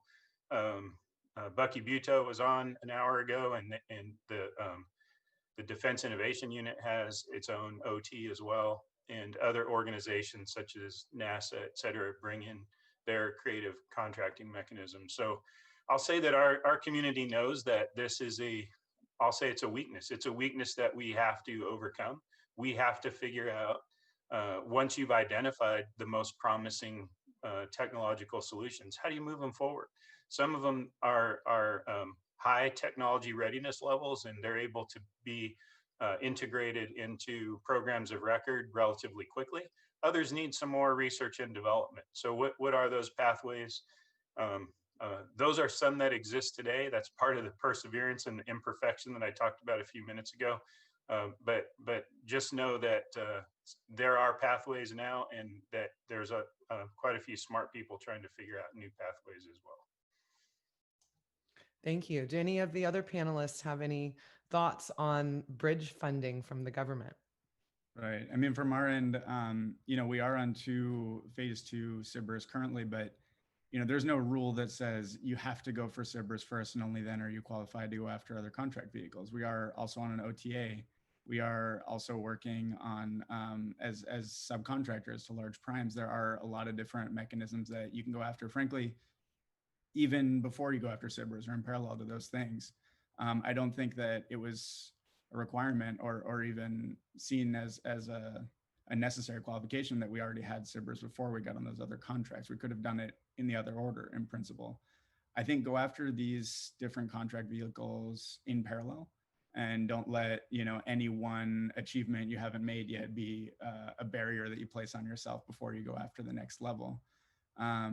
The other thing that we've seen, the one that I would call out, is StratFi, strategic financing, is ones that we've seen provide a lot of growth for certain companies. And the good news is, I think we have the next session, we're going to have Matthew Scott and Zoe Walters on, and they're actually working deep in the SBIR program all the way up to the StratFi. So there'll be some great opportunities to ask some deeper questions about those programs. Thanks for bringing that up, Nick. Excellent. Thank you so much, everyone. This has been just an absolutely fantastic panel. And Yogi, like you mentioned, we've got this networking session coming up for space funding and contracting pathways. So you can get a lot more information exactly on these topics in the networking session. And hopefully all of our panelists will stick around so that you can chat with them as well in the next session. And with that, I will turn it back over to Rick and Brandon. Thank you, Megan. Thank you, panelists. Excellent discussion.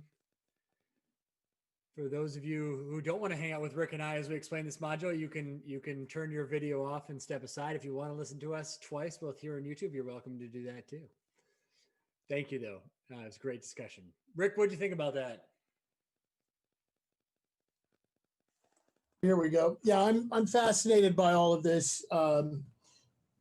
The navigation of that interface between the private sector and the government. I'm going to talk a little bit more, I guess, here in the breakouts that are coming up, but it is, you almost have in the past, two diametrically different core philosophies of the military, the government, and then these little nimble, get it done, make money before your runway burns out, minimal paperwork, move fast, break things, fix them, get better, and and move on to the next level. Whereas the military and the government traditionally has been heavy paperwork, CYA, cover your whatever, and make sure all the T's are crossed, the I's are dotted, and make it in triplicate.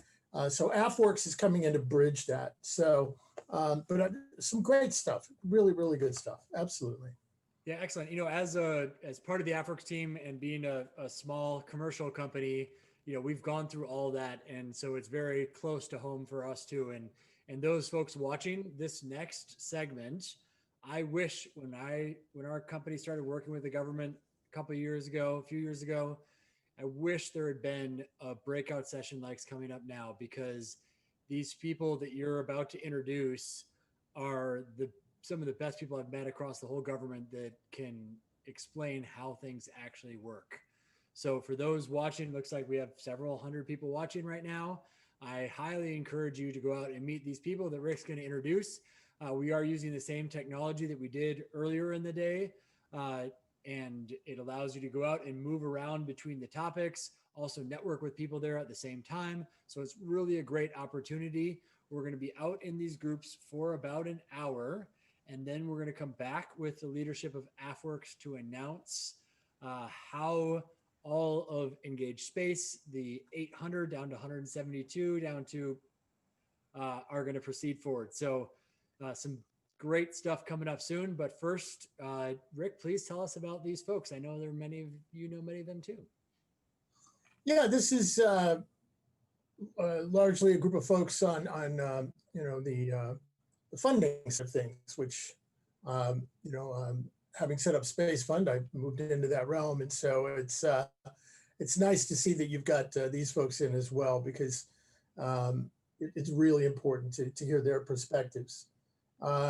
So obviously, we're going to start with Megan. I've already introduced her once before, but Megan Crawford, who is our managing partner at Space Fund. I forgot to mention the private name I have for her, which is the Startup Whisperer.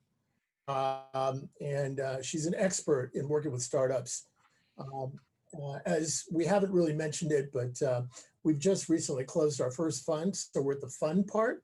The hard part is raising the money. The fun part is grilling startups and making them dance so that we can then give them or invest our money in them. We're also, by the way, just starting our second fund, $20 million fund, and moving into that full speed ahead. Megan will be leading that charge. Next comes Jeff Crucy, who is the investment manager from Seraphim Capital. Seraphim is the godfather fund of space venture capital funds, and started in London. They now have serious grounding here in the United States. He's an investment manager from Seraphim. One of the most prolific investment groups in the world. And he's been working with Seraphim for several years. And before that, he, for a couple of decades, was involved in operational and venture capital around deep tech. He managed strategery. We understand you. And investments at Viasat, a provider of satellite broadband and secure networking systems for defense and commercial markets. Along with Jeff, we have Lindsay Yee. She's one of the principals at Starbridge.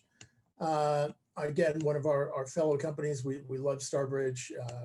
I should mention this, by the way. The VC companies in this field, there's only, I think, about a half dozen of us in the world. We're all very close. We work closely together. We do deals together. We go in together on things. And so the folks on this list come from that family of space VCs. Starbridge, they invest in early stage space tech. And prior to Starbridge, she worked at the NASA Ames Research Center and on Intelligent Systems Division. I'm having a little problem with my screen here. She's a member of the Space Generation Advisory Council under the UNOOC, our Office of Outer Space Affairs. Mike Mealing, one of the founders of Starbridge.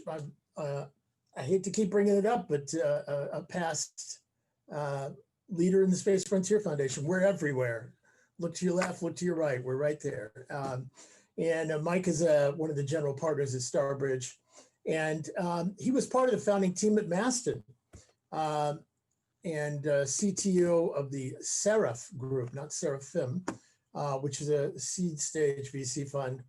He's the CEO of the Waypaver Foundation and the president of the newly recreated Moon Society. He's helped build several space and technology startups over the years, ranging from telecom to social media. And Mike is a true font of information. Lisa Rich. Lisa's founder and managing partner of Hemisphere Ventures. They're an early stage venture capital company focused on frontier tech, synthetic biology, robotics, drones, and space. Hemisphere is one of the top VCs in our sector.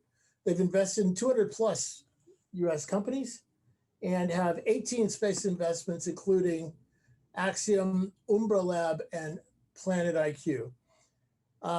Lisa is also founder and CEO of Explore, which is developing commercial space exploration systems. Vince Pecorano is the Agile Acquisition Capability Lead at AFWERX. He's, by the way, he's got a call sign, Swath. I think go on about him for a while, but let's not right now. We won't go into that, but at the end of this, I think I'm going to suggest that all space entrepreneurs are going to have to be given call signs just so we can fit in, right? He's a family guy. He's worked as a contracting officer in some of the most innovative acquisitions in the history of the Air Force. He's held more acquisition warrants than anyone else in the Air Force.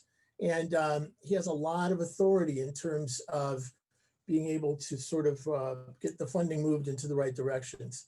Then there's Matthew Scott, again, from AFWERX, from right here in Austin. He runs the AFWERX Austin, obviously the coolest office they have. He's, it's right here. And he's an Air Force reservist and focused in early stage companies, also looking at the various kinds of global challenges that they have to deal with to survive.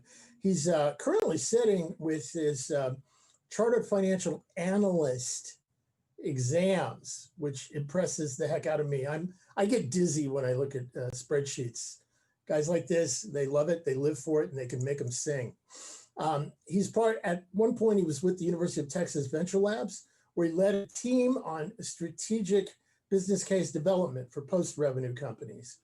In the Air Force, he also completed an NSA-sponsored thesis that modeled and optimized the use of large data sets. He also then managed relationships with foreign entities, private defense companies, and the US government. So we have quite a cool team here with a lot of knowledge that I could barely pronounce, but. There is a lot of knowledge. It's really quite spectacular who's been pulled together here to help the audience and move space forward. It's unparalleled, I would say. But AFWERX team, let's open up the room. When you log into it, it will ask for a selfie. You don't have to. Obviously, you have to test your audio and video. It's so much richer for them and you if you turn your audio and video on. You know, half the panel just talked about relationships and figuring out ways to make space work. This is your opportunity. We've got almost an hour here before the big reveal at the end. Go take advantage of this. It's really like, yeah, go take advantage of it. And give Matthew Scott and Swath a hard time for me if you're in their groups. Give them for Rick too, I think. Yeah, look, it is about personal relationships. You want to be eye to eye with people. And look, if you can look at this for 2 days, you can put your own picture up there.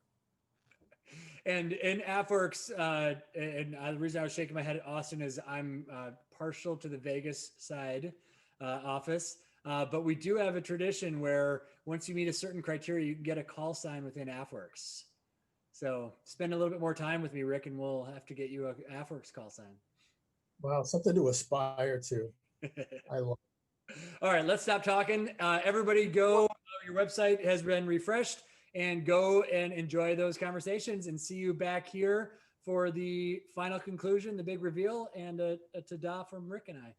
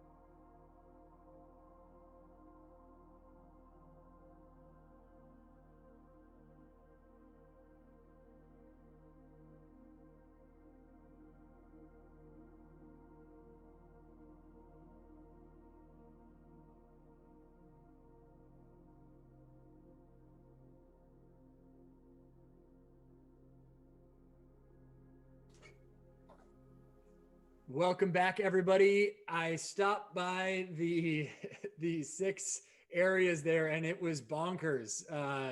So many people. It was like the end of a real life session where people were clamoring to talk to different people, get information. It was really amazing. Thank you so much for everybody participating in it, and thank you for participating in the entire event overall. In true interactive spirit, we're going to put up another poll right now. So on the left, click on collaborate and then polls, and you'll be able to tell Rick and I how you thought we did over the 2 days to bring the world of EngageSpace right into your houses. Rick, we are at the end here. We managed to not show a single PowerPoint, maybe the first time in space and government history of around 10, 12 hours of programming. Nice job. We didn't get ourselves in trouble or say anything too wrong, so nice job.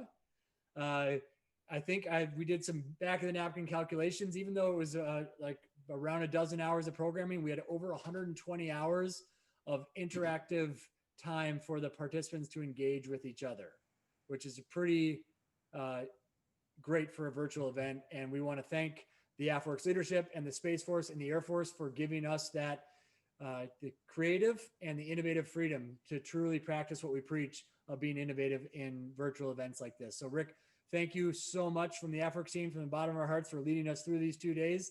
It's been spectacular to partner with one of the godfathers of space, as I've been corrected many times. Will you just summarize the last 2 days from us from a space perspective? And then we have 2 final guests and the big reveal. Yeah, and by the way, I think I think I have my tagline. It came from Pete Gerritsen, who calls me the Reverend. So I think I'm going to go with Rev. Okay. From now on, anybody? Rev. I'm going to tell my old man that, Sarge, as I explained, and he'll appreciate that. By the way, I'm wearing his hat this time. So look, it has been a fantastic 2 days. I've learned a lot. I hope everybody else has as well. And I think that what we're witnessing is a transformation. And maybe it is something that has to do with the fact that, we have Space Force coming online, where we've taken the institutions of the Defense Department and the Air Force that, they are institutions by now.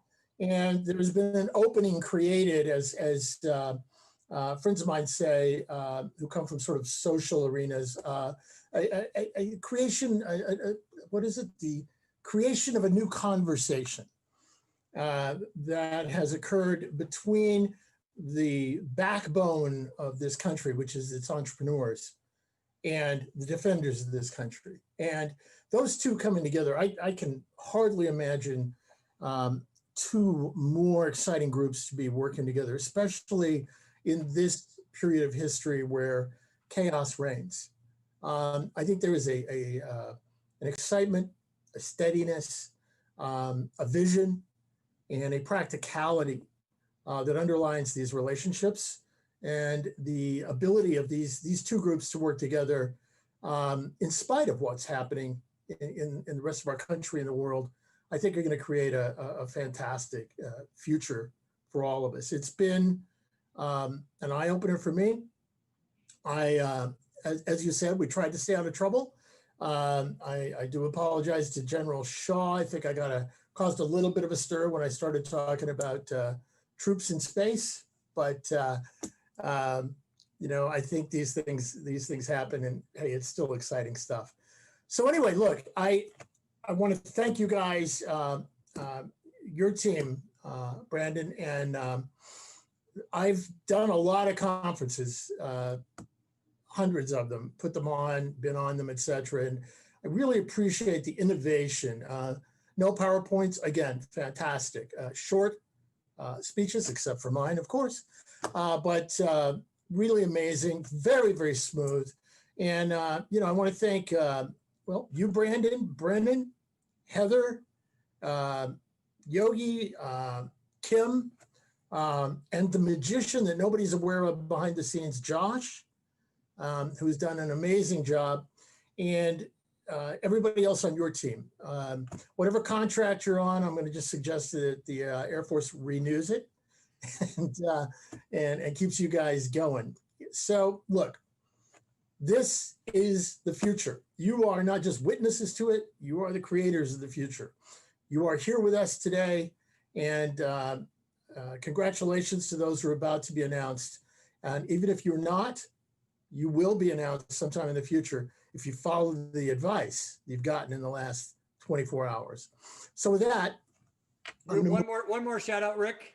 Yes, sir. We had this crazy idea of these space coaches, a couple hundred of them that have been running around for 2 days, launching Zoom meetings, in chat, in Slack, all over the place, helping literally like reshape the connections and the relationships of all the people in space to bring it together.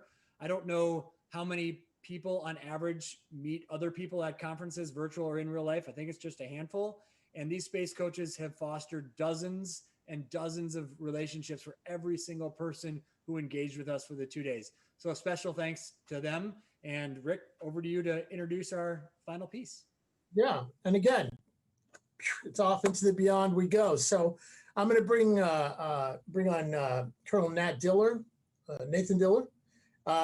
He has served as an instructor pilot in F-16s, a test pilot, space and cyber program manager, chief of air and space requirements on the joint staff in the ring or in the Pentagon. He has degrees from the Air Force Academy, Harvard, MIT. Man, I barely made it through college.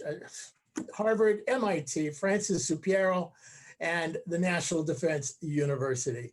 And of course, we're bringing back Yogi, who has helped shepherd this entire process through to where we are today. I won't give Yogi's bio again, other than to just say thanks, Yogi, for creating such an amazing team and causing this thing to happen. So Yogi and Nat, over to you, sir.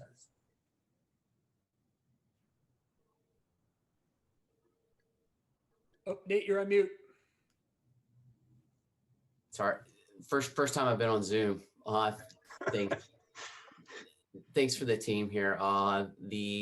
The work that Yogi has done putting this together, clearly the work that the Difference has done, bringing all this together for all the folks that are out there. I think it'd be great right now to kind of walk back through a little bit this journey that everyone has been on, bringing us to this point in space, in time.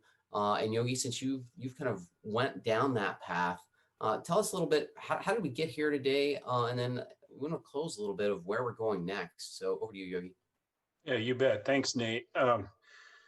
I'd like to throw out one more thanks. I want to throw out a thanks to all the participants in this event, from commercial industry, from the government, from academia, et cetera. You truly are the reason that we're here, and empowering your success is what we're all about. So let me take you back a little bit. This journey began in August of last year, over a year ago, at AFWERX Vegas, when AFWERX brought together the innovation directors from all 10 major commands in the U.S. Air Force, including the then Air Force Space Command. In collaboration with these experts, the Space and Missile Systems Center team, as part of Air Force Space Command, defined 4 challenge topics associated with space. You know what they are now: space asset resiliency, persistent intelligence, surveillance and reconnaissance, global space transport and delivery, and DoD commercial partnerships. Along those lines, AFWERX conducted challenge definition workshops in December of 2019 in both AFWERX Vegas and at AFWERX Austin. We had over 250 participants from DoD, industry, and academia at those workshops. And looking back, it was nice. They were conducted with no masks. So that sure was something nice to look back and remember. Of note, this is the exact same month that the U.S. Space Force was established as a new service in the military. So wow, that certainly added an air of excitement to this whole thing. We launched these 4 challenges in March of 2020. They were live for 10 weeks until May 25th. We held a special Space Challenge launch event at Colorado Springs at the Air Force Academy. That launch event is an intended pun and that took place on March 3rd and 4th, right there at the Academy. Right after that, we lost our ability to travel here for the next 6 months. So what came out of that? Wow, we got 809 commercial solutions submitted to these 4 space challenges, which completely blew out of the water what our expectations were. We had submissions, 15 submissions from countries around the world. We had submissions that came in from 25 states in the United States. I could read them all, but it would take too long. We're extremely excited though for the diversity of those solutions, where they come from, and the fact that we are engaging with our allies who are so important to the success of our endeavors. From those 809 solutions, we had 67 individual space subject matter experts from across the Air Force and Space Force ecosystem who reviewed every single one of those submissions and selected 171 teams to showcase at this EngageSpace event. Due to the well-known COVID restrictions, what we originally planned as a live event in Seattle and with the Space Frontier Foundation shifted to this format. So here we are today. You may not know, the showcase actually consisted of 2 elements.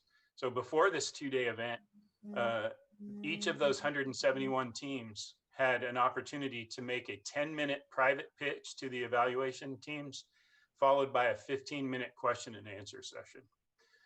And then from that, those 171 teams were given the opportunity for this virtual trade show, which you've been able to take a part in over the last 2 days, with a booth and video links to their submission, videos about their team, brochures, and the opportunity to build relationships. That's a lot of work by a lot of people. I'll say thanks to the entire creative team that put this on. Just amazing. And once again, thanks to all the contributors and folks who attended. The energy and the response is fantastic. We look forward to continuing this journey with you and continuing to look for shared success. So that's the background. Nate, you're well aware of that. And what I like to do is hand it off to you and let you talk to the folks about, okay, where do we go from today? What happens next? Well, that's the part that's so exciting is the energy that's gone into this, the new ideas that have been created. And when they talk about innovation, one of the keys of innovation is bringing together that diverse group of individuals that are out there. And it's those mixing of ideas where you get that new creation happening. So I think that's the exciting part, is when you see all of that energy, the fact that it's, wasn't just a one time and now we're done, but really this is just the beginning of where we intend to go. And we're going to talk here in just a little bit, some of the folks that are going to be moving on as we're going down this challenge space. But I think the important thing to remember are all of the ideas that have been generated, and even those who maybe were not selected to go down that challenge, doesn't necessarily mean that you're done. It may mean likely that you've got a few new ideas, you're going to refine those ideas a bit, and you're going to continue even stronger with those ideas and with the mixing of those ideas that you've had. So as we look through this, a variety of different contracting pathways so that these ideas actually can become reality soon. Some of those that you're going to hear about that were selected to move on will be able to use this commercial solutions opening created by AFWERX so that the folks across our Air Force and our Space Force are able to have access to those technologies. In addition to that, the teams that are US owned, that are small businesses, can also look to get these letters of interest from the Air Force, from the Space Force, to use in the SBIR application process. So those processes, that SBIR solicitation is open. Definitely for any of the teams that are out there, recommend if you think you meet the small business criteria, there's a fantastic, many of you probably heard, we just had in the last session, Matthew Scott and some of the rest of the team talk about those small business opportunities. Go to afworks.af.mil and look for businesses, the drop down for businesses, look at SBIR. If you would like to do partnering with an academic institution, a research institution, there's also the STTR for those open topics. Those are open until the 22nd of October. There's fantastic learning that's available there. If you're not familiar with that process, we are continually looking at ways of making that easier, creating a better front door for the small businesses out there. So, like I said, just the beginning that we just gone through the idea generation. Now it's time to start taking some of those ideas and launching literally those ideas into this next era. When we look at the challenge, a few of the stats, so 31 solutions from 26 teams from the US and one international team across 10 different states that are out there. As we look to the next step, we're going to look at, like I said, a lot of those different paths forward for contracting, for refining those solutions. So you'll be receiving emails today for the folks that were selected. We'll be bringing that up here just momentarily. And then there's going to be a webinar for those teams that were not selected, ways that they can move forward with the challenge and some other potential contracting pathways, right? And we all the way through this process, looking forward to your feedback, looking at ways that we can continue to improve our processes to be better partners for all of you so that we're bringing these new emerging technologies to the field. So here's the list of teams. If we can go ahead and pull the slide up, congratulations to all of these different teams, and hoping that we're going to be able to get you on contract, hoping that we'll be able to get that capability out to our field. When we look at this, right, we started out with 809 solutions across those challenges, eventually whittled that down to 171, as Yogi mentioned, as part of the showcase, and now to these 31 solutions that were selected to move forward. 8 of them were in DoD commercial partnerships. We had 4 of them in global space and transport and delivery, 12 in persistent ISR, and then 7 in space asset resiliency. As we go down that list, we had space payloads from Hawkeye 360, in-space activities from EarthCast, in-space activities from Orbit Logic, Ursa Space Systems, in-space activities for Endura Logic, Space Information Laboratories, space payloads from Umbra Lab, and in-space activities with Lightworks Automation Systems. As we look over then to the global space transport and delivery, we had the Space Information Laboratories, Space Launch System Vehicles from the launch company, launch as well from and space systems from Astrospace, and then on-orbit maneuvering from Rocket Lab. Going over to our largest, the persistent ISR, we see got companies, Umbra Lab again on the sensor technologies, data fusion from Cognovi Labs, and data fusion from Oracle National Security Group. We've got NanoFlow X, sensor technologies from AmSite, space simulations and machine learning from Black Sky, space domain awareness from Slingshot Aerospace, sensors technology from Artemis, space simulations and machine learning from Z Advanced Computing, sensor technologies with 3 different solutions from SciTech. They're rounding out that particular category. And then over to space asset resiliency, making sure that our space assets survive and thrive in their unique environments.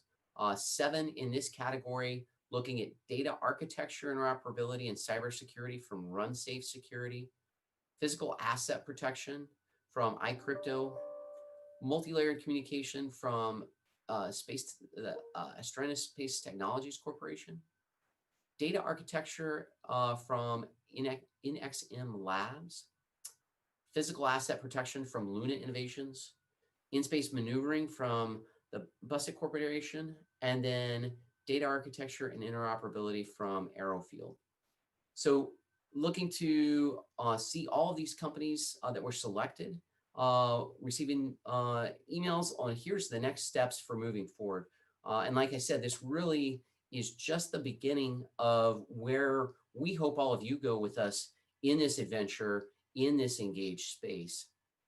We hope that to get your feedback as AFWERX continues to bring in the innovators that are out there in our space and Air Force. Also bringing together new companies, and hopefully you'll share your experience here with the other folks that are out there in this particular sector across commercial space, across defense space, and find opportunities for leveraging those partnerships. So with that, thanks so much for all of your time. Really look forward to seeing these fantastic companies move forward. Look forward to having further engagement with our air and space professionals, and really appreciate the fantastic effort that the whole team has put together. Brandon, thank you and your team, and back over to you now. Thanks, Nate, so much. And congratulations to all those companies. Thinking back, Yogi, to where you started, it's pretty amazing how far we've come. Final shout out from the AFWERX wide team to the Difference in Collaboration AI for making a lot of this possible, and all the hundreds of people that it took to pull this off and bring it all together. From myself, from my 8-year-old son building Legos just for this presentation and interactive experience. Thank you so much. Go engage space, and we'll see you on the other side.